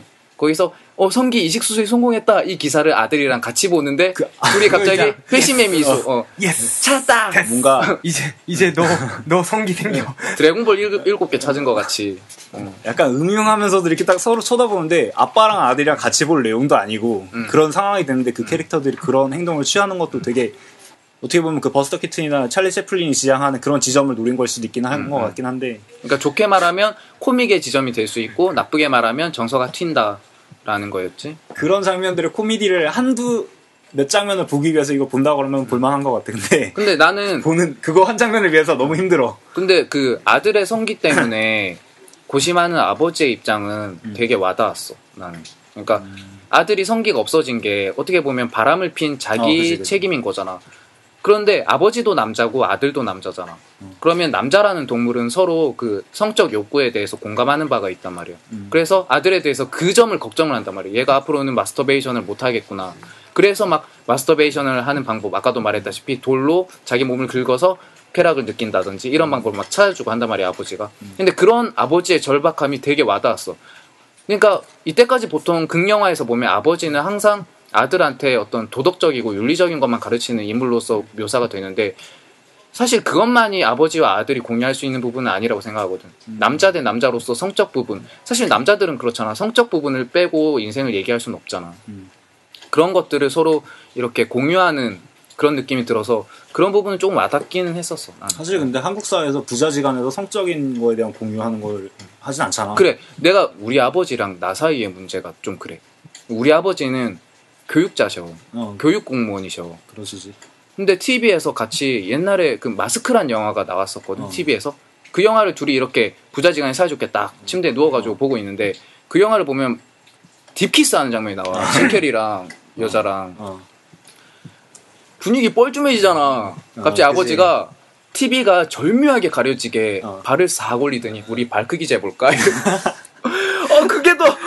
그게 더 민망한 거야. 이게 더 자기적인 설정 아니야? 아니 진짜 그랬다니까. 그래서 둘이 아버지도 민망하시니까 그걸 하신 거지. TV 가려지게 둘이 발 올리고 그러고 있었다니까. 근데 끝날 때까지. 근데 되게 웃긴 게 그게 일반적이란 말이야, 그런 게. 그치. 우리나라 풍토가 좀 약간 그렇지. 우리나라는 좀 성에 도덕이란 게 그러니까 도덕이란 거 자체가 너무 종교화 같은 느낌이 들어. 그렇지. 그래서 거기에 좀 우리가 일반적으로 그런 종교화된 도덕에 대한 광기를 다들 갖고 있는 거 아닌가. 그렇기 때문에 어떤 노출이라든지 혹은 뭐 성에 대한 담론이라든지 이런 거에 대해서 좀 꺼리게 되잖아. 나는 이 감독이 결국엔 무언극을 한 거 자체도 그 정말 단순히 보다면 소통의 부재를 아예 그냥 직접적으로 확 내버렸던 것 같아. 우리가 아버지랑 할 수 없듯이 그렇지. 여기서 보여지는 가족들조차도 그냥 겉으로조차 그런 말이 안 되는 거야. 서로 다 세대 간에 다 단절돼 있는데 그거를 몸짓의 언어로서만 표현을 하잖아. 맞아. 게다가 각 캐릭터들은 긍정이나 부정에 대한 손짓을 안 해. 그런 제스처가 거의 없어. 무조건적으로 누군가 계속 상대방한테 밀어붙이고 그거를 또 띄우려고 그러고 밀어내려고 그러고 이런 관계가 쭉 지속되는 거야, 끝까지. 그거에 그 소통을 하겠다 혹은 이런 걸 잊겠다 구성원적이다 이런 거에 대한 느낌이 아예 없다라는 거야. 서로가 서로한테 그냥 계속 푸시만 하고 있는 거야. 그런 상태지. 그래서 좋았어. 오히려 약간 연극에서 보면 실험극 같은 느낌도 들고 그걸 영상에 재현했다라는 느낌도 들고 이 무언극으로 할 수 있는 몸짓의 언어에서 어떤 표현들이 나올 수 있을까, 관계를 어떻게 설정을 할 수 있을까, 몸짓만으로 이 정서를 어떻게 전달할까에 대한 것도 난 괜찮았는데 동범이가 저번 방송에서 했던 것처럼 학생 작품 같다라는 느낌이 들잖아. 난 오히려 차라리 그렇게 무언극으로 하고 이런 식으로 연출을 해버리는 게 어떻게 보면 우리가 흔히 봐왔던 일상적인 영화의 그 관습적인 연출을 좀 탈피하려고 계속 이런 식으로 가는 거 아닌가. 그러니까 아이덴티티, 김기덕 감독이라는 아이덴티티를 이런 식으로 계속 살리려는 의도가 아닌가라는 생각이 들어서 그런 형식은 난 좀 괜찮았던 것 같아. 주제 한계가 오니까 형식으로 돌파하는 걸 수도 있겠네. 그런 걸 수도 있어. 오, 정리 되게 잘하는데? 그러면 최영이 지금 말씀 되게 잘해주신 게 우리가 그러면 이 영화 대사가 없다는 사실에 대해서 좀 더 짚고 넘어가 볼까? 고동범 씨는 어땠어? 이 영화 대사가 없는 게? 이게 처음에는 역시 김기덕은 우리가 예상한 걸 뛰어넘어서 그러니까 이렇게 배신을 하는구나 이런 생각을 했는데 그러니까 중간에 넘어가면서는 오히려 대사가 없는 게 아까 말했듯이 찰리 채플린이나 버스터 키튼 같은 그 시대의 슬랩스틱 코미디를 보는 느낌이 좀 있어서 좋았던 걸로 작용했었어. 그건 좀 긍정적으로 본다. 나는 여기 대사가 없는 게 의도 자체는 되게 좋았다고 생각을 하지만 약간 자기적인 부분들이 있었어. 씬이 좀 튀는 게. 근데 그 전작의 김기덕 감독의 어떤 영화든 대사가 다 자기적인 대사가 그러니까 내가 너를 지옥의 불길에 쳐넣어 파멸시킬 거야. 내가 진짜 대박이었던 대사는 악어였어. 왜? 저 강물에 떠 있는 돛담배를 보면 내 인생 같아서 싫다고 했지. 그러니까 진짜 그러니까 의도적으로 그렇게 만들었다라는 게 뻔히 보이는 대사들이잖아. 그러니까 김기덕 감독님에 대해서 우리가 항상 생각하는 게 대사가 자기적이다라는 거였는데 이번엔 아예 대사를 빼버렸어. 그래서 욕 먹으니까 신경 쓴 건가? 그래, 난 그 생각을 했어. 그래서 그럼 씨발 나 대사 안 만들어. 이러면서 안 만든 게 아닐까라는 생각도 들고 그래서 어쨌든 간에 의도는 좋았는데 몇몇 장면들이 튀었어. 경찰서 장면 막 얘 당장 저지해 막 이런 거를 대사로 안 하고 그러니까 굳이 했어도 될 것을 아예 없애버린 느낌이 나. 그래. 좀 답답함이 있긴 있어. 그런 것까지 그렇게 대사 없이 할 필요는 있었을까라는 생각이 들어서 그런 건 좀 아쉬웠다라는 생각이 들어. 나는 이 영화 보면서 대사가 없다 보니까 촬영적으로 좀 다르게 가려고 했던 노력도 좀 보였거든. 카메라에 흔들림을 더 많이 준다거나 맞아. 더 클로즈업을 쓴다거나 이런 시도가 좀 보여서 좀 다른 방향을 계속 고심하고 있는 것 같다라는 느낌은 받았습니다. 그 언어의 상실이라는 점에서도 좀 얘기를 더 해볼 수 있다라고 생각하는 게 이게 언어라는 게 그러니까 언어가 갖고 있는 이 존재성이라는 게 인간의 본래적인 그 존재 양식을 드러내는 하나의 근원적인 매개의 역할을 한다는 말이지. 이게 상실됐다라는 거는 이 인간이 자신의 존재를 드러낼 수 있는 그 방법이 사라졌다라는 것과 일맥상통한다고 볼 수 있거든. 그때 난 이 영화가 어떻게 보면 그 자신의 존재에 관한 자신의 존재성에 관한 물음을 던지고 있는 건 아닌가라는 생각이 들어. 언어를 상실시킴으로써. 내가 얼마 전에 하이데거의 존재와 시간이라는 책을 봐서 그런진 몰라도 무슨 내용이에요 그 책? 이게 내가 그 책을 봐서 그런지 몰라도 이거를 좀 실존주의적 면에서 접근을 해보면은 이렇게 그 실존이란 게 결국 인간이 개별적인 실존을 말하는 건데 이게 계속 존재한다라는 방식이거든. 이거를 유신론적으로 볼 것이냐 무신론적으로 볼 것이냐에 따라서 이것을 제창했던 사람들의 좀 달라. 무신론적으로 보자면 샤르트르가 좀 대표적인 장폴 샤르트르가 대표적인 인물이고 이걸 유신론적으로 보면은 뭐 하이데거의 형식으로 볼 수가 있는 거지. 하이데거가 유신론자야? 유신론적인 실존주의로 접근했지. 그러니까 절대자가 있다라는 식이야 이건. 유신론에서는. 근데 샤르트르가 제창했던 무신론에는 신이라는 건 없고 인간 자체가 자유의지로 인해서 있다, 존재한다라는 거지.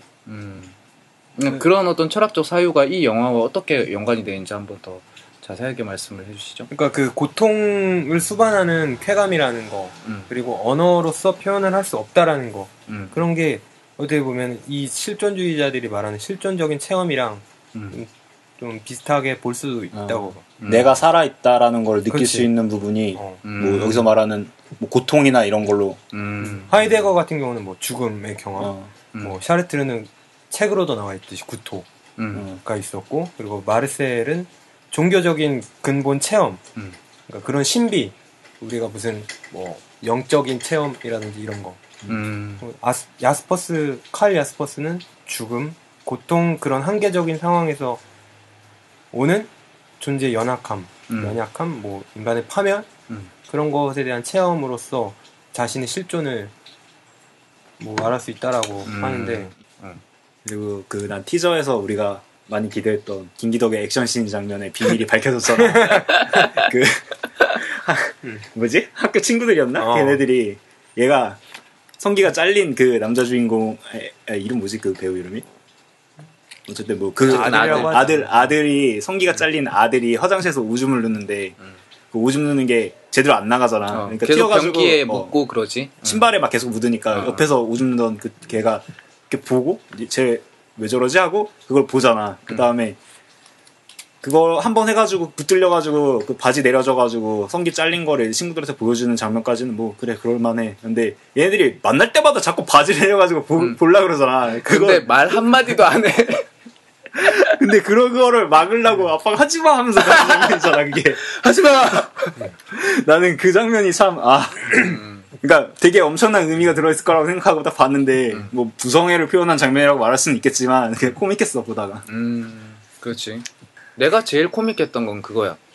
이 아들이 여자친구랑 정상적인 성행위를 할 수 없으니까 과도를 가지고 그 아들 남자의 등에다 꽂아가지고 여자애가 그걸 움직여주면서 그 고통에서 오는 쾌감을 그걸 통해서 사정하도록 유도를 하는 형태로 그렇게 해서 성행위를 하잖아. 그러니까 그런 사건이 있었고 나중에 이제 깡패 양아치의 그 성기를 잘라서 이제 자기 거에 붙이려고 이 아들내미가 도망을 가다가 이제 그 성게가 차에 밟혀서 그 계획이 무산이 되고 자기 성게가 잘린 깡패는 허탈하게 그 아들의 여자친구에 있는 수포로 돌아가서 따지려고 이제 너 왜 쟤랑 모의해가지고 내 성기 잘랐냐 이제 따지려고 수포로 들어갔는데 그때 이제 아들이 뒤에서 그 깡패 등에다 과도를 꽂는단 말이야. 그리고 그 다음부터 이어지는 장면. 갑자기 셋이 껴안더니 여자애가 이 깡패 등에서 이거를 만지작 마스터베이션을 해주는 거지 그걸로. 네. 그 장면이 그렇게 바뀌는 거야. 근데 그게 딱 예상이 되는 시점부터 내가 웃음이 굉장히 나오더라고. 그래서 그 장면 되게 코믹했던 것 같아. 근데 관객들이 아무도 안 웃어. 맞아. 나 진짜 웃었거든. 나도. 그리고 게다가 그 성기 놓치잖아. 아들이 성기를 놓치고 그게 떼굴떼굴 차도로 굴러간단 말이야. 근데 처음엔 안 밟혀. 차들이 지나가. 그 긴장감을 쪼여주는 긴장감을 주려고 그래. 그 다음에 큰 트럭이 지나가면서 아주 빡! 포처럼 쫙 밟히잖아. 그때 관객들이, 아이씨, 에이! 자기 거 잘린 거죠. 그리고 그 슈퍼에서 그러니까 아들이랑 그 여자친구랑 모의를 해가지고 그 양아치의 성기를 잘랐을 때 자른다 갇히고 도망가잖아. 이 새끼는 성기가 잘렸는데 병원을 간다든지 이런 생각이 아니라 저걸 붙이려고 그걸 따라가는 장면인데 그게 게다가 존나 잘 뛰어. 그래서 진짜. 이거를 코믹으로 봐야 되나 잔인한 어떤 그런 작단극으로 봐야 되나. 그 장면을 도달하기까지 너무 힘든데 그 장면 자체가 거기서 나오는 그 코믹함은 뭐 어떻게 보면 되게 경이한 감각이었었어. 딱 느끼는 어디서도 내가 어떤 진짜 말할 수 있는 게 내 평생 본 영화 중에서 그런 장면에 그런 감각을 나온 영화는 없었어. 항상 맞아. 항상 김기덕 감독님 영화가 기억에 남는 장면 하나씩은 꼭 있어. 나도 이번 영화 같은 경우에는 그 등에다가 과도를 꽂아서 그걸로 이제 성적 쾌감을 느끼는 그 장면이 마치 남자의 마스터베이션의 형상과 비슷하기도 하고 해서 굉장히 인상적이었거든. 그 장면은 계속 기억에 좀 남더라고. 우리가 세디즘이랑 마조이즘을 보면 알 수 있지. 일정의 고통을 벗어난 것은 쾌락이 될 수도 있다라는 거. 신체가 알고 있는 거거든. 맞아. 그 어떻게 보면은 우리 모든 신체가 성기다라는 말도 뭐 그런 면에서 보면은 뭐 어느 정도 극단적으로 가면 일리는 있을 거라고 봐. 하나 나는 그냥 뭐 이거 얘기 내가 더 해도 돼? 하면은 복선들은 어땠어? 나는 그 총이 나온다든지 중간에 스님이 등장해가지고 마지막 엔딩에 이랑 교차된다든지 이런 기술적인 면에서 복선 까는 거에 대한 느낌은 어땠어? 난 이게 난 궁금했거든. 그러니까 조재현이 처음에 나왔을 때 뭐라 그러지? 아내가 아들 성기 자르고 집 나간 다음에 계속 총을 만지작거리잖아. 자살을 할까? 내 성기를 쏴버릴까? 막 이런 식으로 하면서 총이 계속 등장하다 결국에 마지막에는 쓰게 되지. 그래서 이제 조재현이 아내를 죽이고 자기도 자살하는 장면으로 그 총을 쓰게 되지. 그리고 이제 아들은 그 총을 가지고 자기 성기를 쏴버리고 스님이 되는 형태로 넘어가게 되지. 근데 이런 식의 복선 까는 거가 나는 예전 김기덕 영화에서 좀 있었나 이런 생각이 좀 들긴 했거든. 근데 이거에 대해서 다들 어떻게 생각해? 나는 그 복선이 너무 눈에 뻔하게 보였어. 피에타도 있지 않았나? 피에타도 복선 많아. 피에타 때부터 복선이 좀 많게 됐어. 근데 좀 너무 눈에 드러나는 복선이어서 총이 나오자마자 그 칼이 나오자마자 그리고 그 부처상이 집에 있는 그 그 장면이 나오자마자 이게 어떻게 흘러갈 건지 너무 예상이 되는 거야. 그래서 복선으로서의 역할은 조금 노골적이지 않았나 그렇게 생각을 했습니다. 나는 김기덕이 이 이미지들을 쓰려고 일부러 깔았다라는 생각이 좀 들었어.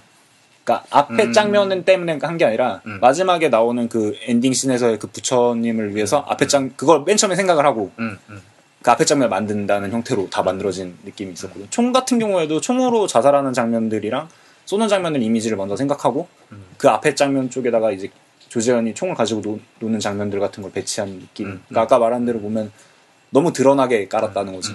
그리고 너무 세련되지가 못한 느낌이 있긴 한데. 뒷장면을 위해서 앞에 설치를 했다는 건 어떻게 보면 장치를 위한 장치. 기술적으로 부족한 거지. 물론 이제 김기덕 감독은 그게 자기만의 스타일이라고 말할 수는 있겠지만 일반적인 상업 영화 룰이나 그냥 일반적으로 영화 보는 사람들이면 세련되지는 못한 것 같아. 기술적으로나 이런 거. 특히나 부처상 같은 경우에는 몰입을 너무 심하게 했겠어. 왜냐하면 김기덕 감독님이 그 유럽 쪽에서 워낙에 인정을 받으니까 이 오리엔탈리즘을 벗어놓고는 얘기할 수 없나라는 생각을 되게 많이 했어. 그래서 굳이 또 오리엔탈리즘을 넣었나. 이 김기덕 감독님이 종교적 사유를 하고 영화를 만드는 건 좋아. 그러니까 내가 봤을 때 어떤 기독교적 사상이 담겨있는 영화는 사마리아 같은 작품이라고 생각을 하고 피에타도 그렇고 그리고 윤회 사상을 포함하고 있는 거는 봄, 여름, 가을, 겨울 그리고 봄이라든지 아니면 난 수치인불명도 좀 그렇게 봤거든. 돌고 도는 인생사를 그렇게 표현했다고 생각하고 시간이라는 작품도 그렇게 봤거든. 그치. 근데 내가 정말 하고 싶은 얘기는 이런 식으로 김기덕 감독님의 영화에서 종교적인 색채가 영화의 핵을 뚫었어. 근데 이번 영화에서는 영화의 핵을 뚫는 얘기가 아니야. 그 종교적 색채가. 근데 굳이 막 부처상이 나오고 이런 것들이 좀 자기적이라고 할까? 지나친 오리엔탈리즘이 아닌가 그렇게 봤다 이거지. 창문 닫을까? 왜 좋은데 현장감 있고 찹쌀떡이 먹고 싶어지는 저녁입니다. 최영 할말 또 있어? 뜩. 나는 네가 말한 오리엔탈리즘이라는 거에 대해서 어떻게 보면 이 사람이 그 한 영화를 끝을 맺을 때 어떤 그 끝에서 근원적인 해결책을 좀 주려고 노력을 많이 하는 편이라고 생각을 하거든. 홍상수 감독 같은 경우는 그 해결점이 없어 영화. 그렇지. 그냥 관계에 단절되고 끝이야. 어떻게 이어졌든. 근데 김기덕 감독은 결국에는 어떤 식으로든 이 해결책을 계속 제시하려고 한단 말이야. 피에타에서 구원의 상징을 주었듯이 이것도 결국에는 그 육체적인 그 전에 영화에서는 결국 육체적인 치유나 구원 같은 것들이 등장했다라면은 이거는 어떻게 보면 반대적인 성, 그러니까 즉 여성으로서의 치유도 소용이 없이 정신적인 카타르시스에서의 해방구를 좀 해결책으로 제시를 한 것 같아. 오히려 그 굴레에서 아예 벗어나 버렸잖아. 아들이라는 존재는. 그렇지. 그렇기 때문에 난 그 오리엔탈리즘보다는 근원적인 해결책을 뭐 모색하는 방법 중에 하나로 쓰인 게 아닐까. 그 종교적인 것들은. 지금 채용이 해준 말이 맞는데 나는 이게 좀 더 기발한 쪽으로 표현이 됐으면 좋겠다는 생각을 했었어. 해결 구도가 이때까지 보여진 방식대로 그런 어떤 종교적 색채나 이런 것들이 아니라 뭔가 좀 다른 게 있지 않을까. 근데 이때까지 했던 방식대로 종교적인 어떤 그런 느낌으로 마지막을 마무리 지으니까 이게 뭐 아이덴티티라고도 할 수 있지만 그렇지. 이 김기덕 감독이 거기에 좀 집착하는 면도 있어. 나도 좀 그렇게 봐. 맞아. 그러니까 어떻게든 이거를 해결하려고 그래. 모든 건. 근데 그게 결국에는 그 도착 지점은 다 그쪽이야. 어떻게 보면 좀 짜맞춰지는 느낌입니다. 그러니까 그런 느낌이 좀 많이 들지. 자연스럽게 흘러간다기보다는 어떤 규격이나 틀을 만들어 놓고 거기다 우겨 집어넣는 느낌이. 그래서 나름대로 중간에 복선을 넣긴 넣었어. 그 극중 조재현 씨의 부인이 중간에 이제 가출을 하고 지나가는 스님을 이렇게 따라가게 되는 장면이 잠깐 나온단 말이야. 그게 복선이라고 생각을 하는데 그것조차도 아까 고동범 씨가 말한 것처럼 결말을 위해서 그냥 넣은 장치 같은 느낌? 그게 융화되지 못하고 인위적이고 그런 느낌을 받아서 난 좀 너무 아쉬웠어. 좀 그게 들어가면서부터 그 장면이 중간에 들어가면서부터 시간적인 개념이 좀 사라진 것 같지 않아? 어떤 말이죠? 왜냐면 그 스님을 따라가는데 스님이 그 앞에서 절을 하는 거야. 그 부인이 따라간단 말이야. 아내가? 근데 아들일까? 마지막에 아들이 똑같은 장소에서 똑같은 포즈를 하고 있어. 그게 되게 시간이란 영화랑 비슷했어. 그러니까 어떻게 보면 이 시간이라는 연속성에 대해서 아예 뭉개트려 버린 메비우스가 딱 그거지. 면이 없잖아. 앞뒤에 면이 없는 이렇게 꼬여 있는데 그 잘라도 그게 분리가 안 되지. 그러니까 앞뒤 면이 없는 게 메비우스띠잖아.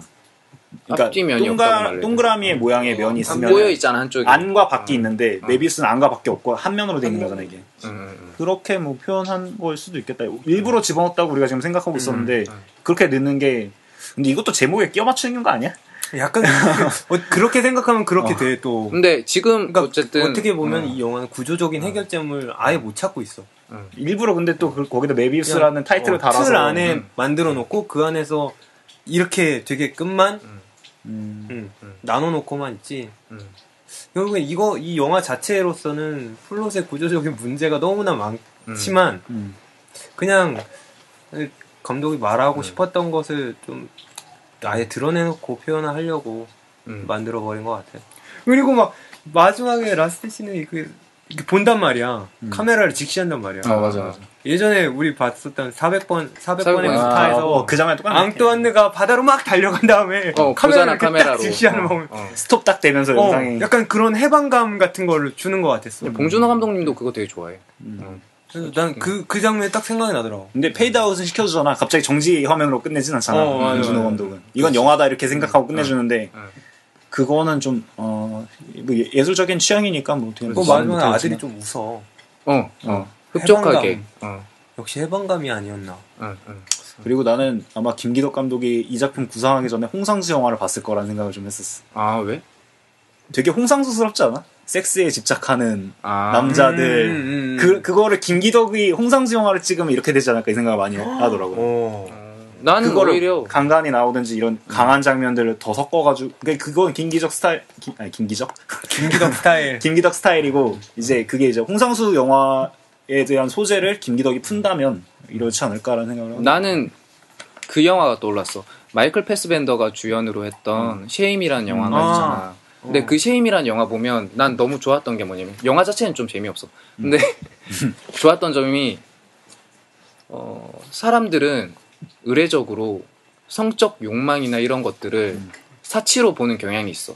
그러니까 엄숙주의에 빠져있는 사람들이나 이런 사람들의 입장에서는 성적 쾌감이나 이런 것들이 없이도 살 수 있는 건데 내가 누릴 수도 있는 것인데 그런 것을 사치처럼 액세서리처럼 사람들이 너무 지나치게 즐기고 있다라는 그런 인식을 가지고 있는데 그런 말 자체를 부정하려는 뜻은 아니야. 그런 말 자체를 부정하려는 뜻은 아니지만 성적 쾌감 같은 게 사람을 옥죄는 경우도 있거든. 그러니까 나 자신은 이거에서 벗어나고 싶지만 우리가 전에 야동 보는 중학생 얘기를 했잖아. 그런 것처럼 어쩔 때는 이 성적 욕망이 나를 옥죄할 때도 있어. 그거는 고통이거든. 사치나 이런 게 아니라. 이게 그 점을 말하는 것 같은데 불가항력이라고 말하는 거 있잖아. 그러니까 우리가 원하는 게 아닌데 그러니까 예를 들어서 우리가 성적 욕망은 다 있어. 근데 이게 이 성적 욕망이 우리가 원할 때만 발현되는 게 아니라 그래. 그러니까 그런 게 불가항력이라고 말하는 건데 이거는 뭐 어떻게 보면 신이 우리를 이렇게 만들었다면은 우리가 어떻게 터치할 수 없는 부분에 있는 그런 거잖아. 그러니까 불가항력 같은. 어떤 시인이 말했다고 하잖아. 나는 30대가 되면서 성적 굴레에서 벗어나서 행복했다. 그러니까 성적 수갑에서 벗어나서 행복했다. 라는 말을 했는데 그런 말을 할 만한 상황이 우리한테 누구나 한 번쯤 온다고 생각을 하거든. 그 쉐임이란 영화도 보면은 성적 쾌감을 막 즐기려고 하고 하는데 그게 전혀 즐거움이나 사치스러운 쾌락으로 보이지 않고 고통스러워 보여 되게. 그러니까 그 굴레를 자기도 벗어나고 싶겠지. 근데 벗어나지 못한 자기 자신에 대해서 굉장히 괴로워하거든. 그치. 그런 면에서 그 쉐임이란 영화가 굉장히 의미가 있었는데 이 메비우스란 영화도 그런 측면을 좀 보여준 것 같아서 그런 점은 되게 좋았었어. 어떻게 할 수 없는 그런 것. 그런 것에 대해서 성적 욕망이라는 게 즐겁게 다가오는 게 이제 뭐랄까 성을 우리가 대하는 방식에서 좋은 거라고 생각하지만 어떻게 보면 이게 아까 말한 것처럼 너무 고통스러운 부분도 있는 것 같아요. 우리가 제어를 못하게 되는 부분도 있으니까. 그러니까 이 방송 들으는 청취자분들이 오해가 없으셨으면 좋겠는 게 우리가 어떤 성적 쾌감을 뭐 매슬로의 그런 욕구 같은 경우에 봤을 때 제일 위에 본다 이런 얘기가 아니라 어떻게 보면 우리한테 필수적인 쾌락 중에 하나고 가끔은 이게 우리한테 고통으로 다가올 수도 있는데 이런 거 자체를 너무 경시하면 오히려 더 안 좋게 오히려 더 사회적으로 안 좋은 음성적으로 가버리면 음성적으로 갈 수 있지 않을까. 그러니까 그 성적 욕망이라는 것이 그 근원적인 문제가 성기에 있다라는 게 아니라는 거지. 맞아. 이 영화는 그런 얘기도 하지. 마음에 있다라는 거야. 어떻게 보든. 그 본능이랄까? 근데 그러면 나는 모르겠어. 신한테 내가 따져대고 물을 수 있는 건 아니고 뭐 내가 신이랑 소통할 수 있는 방법이 있는 것도 아니고. 다음 주에 신을 초청해서 물어보도록 하겠습니다. 뭔 개소리야 쟤는. 그러니까 아직도 감기약에 해롱해롱거리나? 아 맥주 먹어가지고. 술 취했나? 약이랑 알코올이랑 같이 먹으면 좀 해롱해롱거리지 않아? 약도 먹었어. 정신 안 좋고? 약 먹었어? 약까지 먹었잖아. 그러니까 약쟁이 졸지. 약쟁이 이유신. 그러니까 어쨌든 무슨 얘기 할라 했지?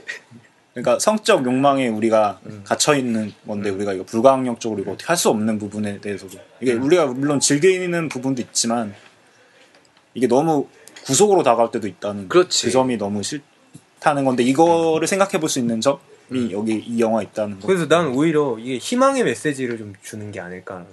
결국 구도의 길을 걸을 수밖에 없다. 그러니까 자르면 된다. 그러니까 육체적 카타르시스 말고 네 마음의 소리를 귀를 기울여서 마음의 안정을 찾아라. 그러니까 종교가 가장 근원적으로 인간에게 도움이 되는 일은 그거잖아. 마음의 평안함을 주는 것 중에 하나잖아. 그러니까 나는 좀 이게 어떻게 보면 희망적인 메시지를 좀 전달하려는 게 아니었나라는 생각도 들어. 굴레에서 벗어나라는 거 아닐까? 굴레에서 벗어나라는 건데 이 영화에서 그 굴레에서 벗어나기 위한 복선보다 그 시각적인 그 자극성이라든지 아니면 그 메비우스 띠 같은 가족의 이상한 그로테스크한 관계라든지 이게 너무 부각이 돼가지고 결국 그 이 굴레에서 벗어나라는 메시지가 별로 느껴지지가 않았어. 앞에가 너무 시각적인 자극이라는 측면에서 그거를 그렇게 좀 자극성 있게 표현을 하는 거는 어떻게 보면은 가장 큰 표현법 중에 하나라고 보는데 왜냐면 2010년인가 피판에서 상영을 했었던 그 세르비안 필름이란 영화 같은 경우도 필름이라고 들었는데 성기가 다 노출되고 심지어는 영화를 강간하는 씬까지도 있어. 물론 실제는 아니지만 실제면 안 되지. 그 정도의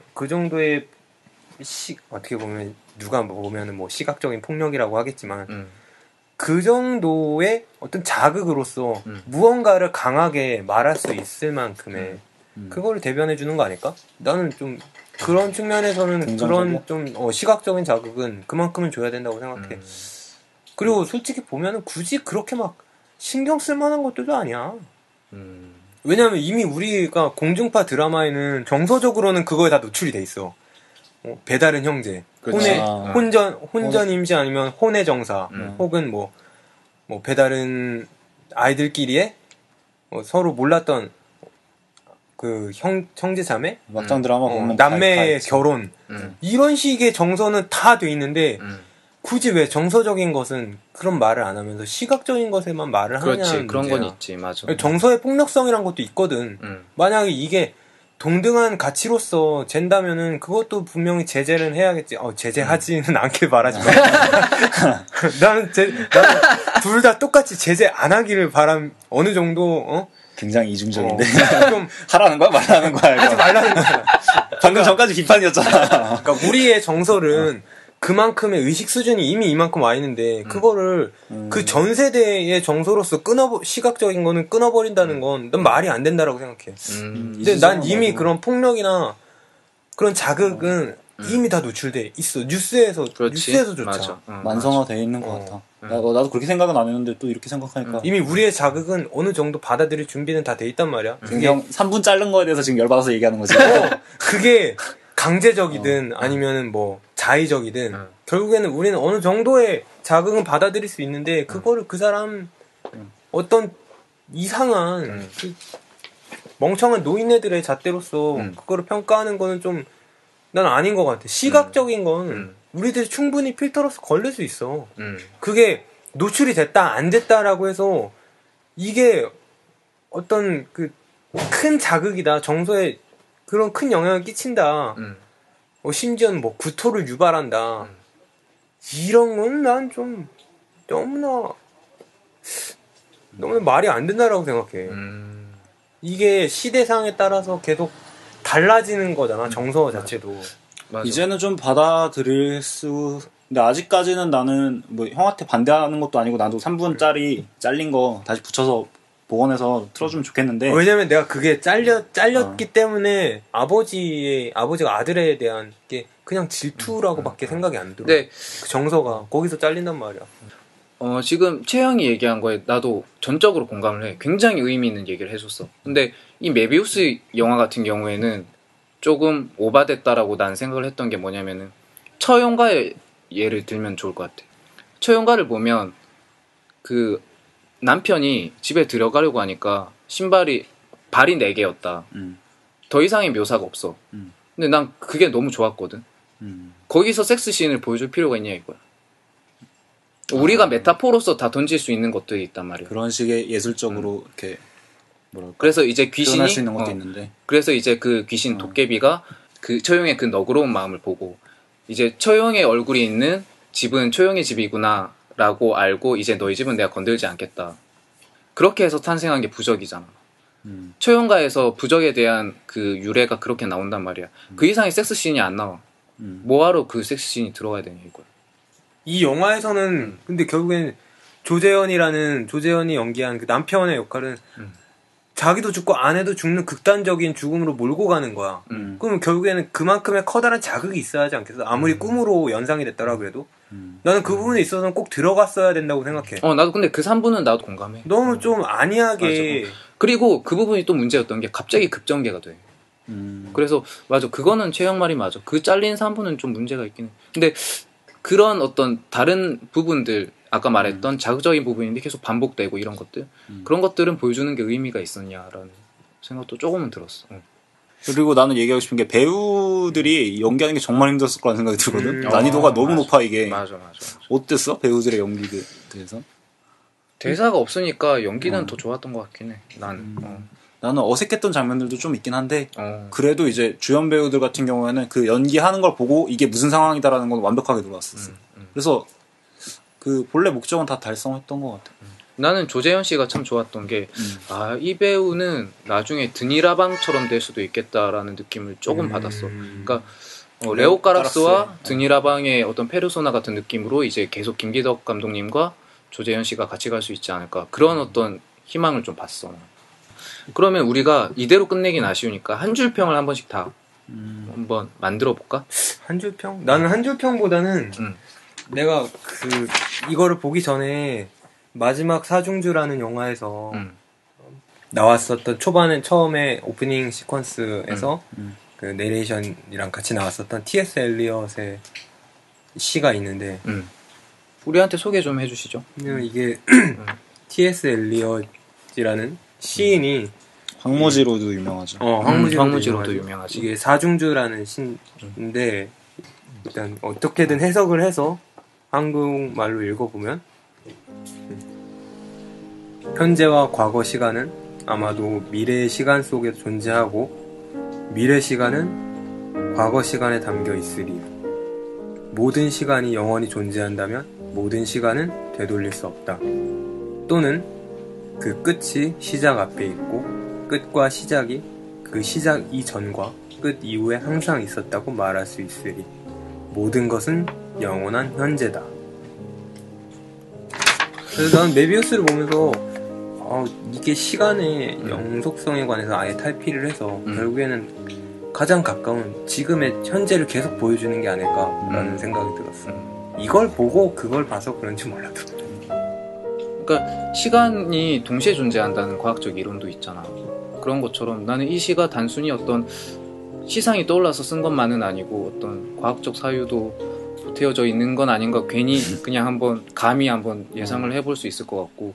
그리고 나는 이 시를 들으면서 또 하나 생각이 났던 게 이러한 어떤 시간의 동시성을 좀 추상적으로 표현한 영화들이 꽤 있죠. 예를 들어서 아까부터 계속 제가 언급했던 김기덕 감독님의 시간이라는 영화도 있고. 너무 좋아해.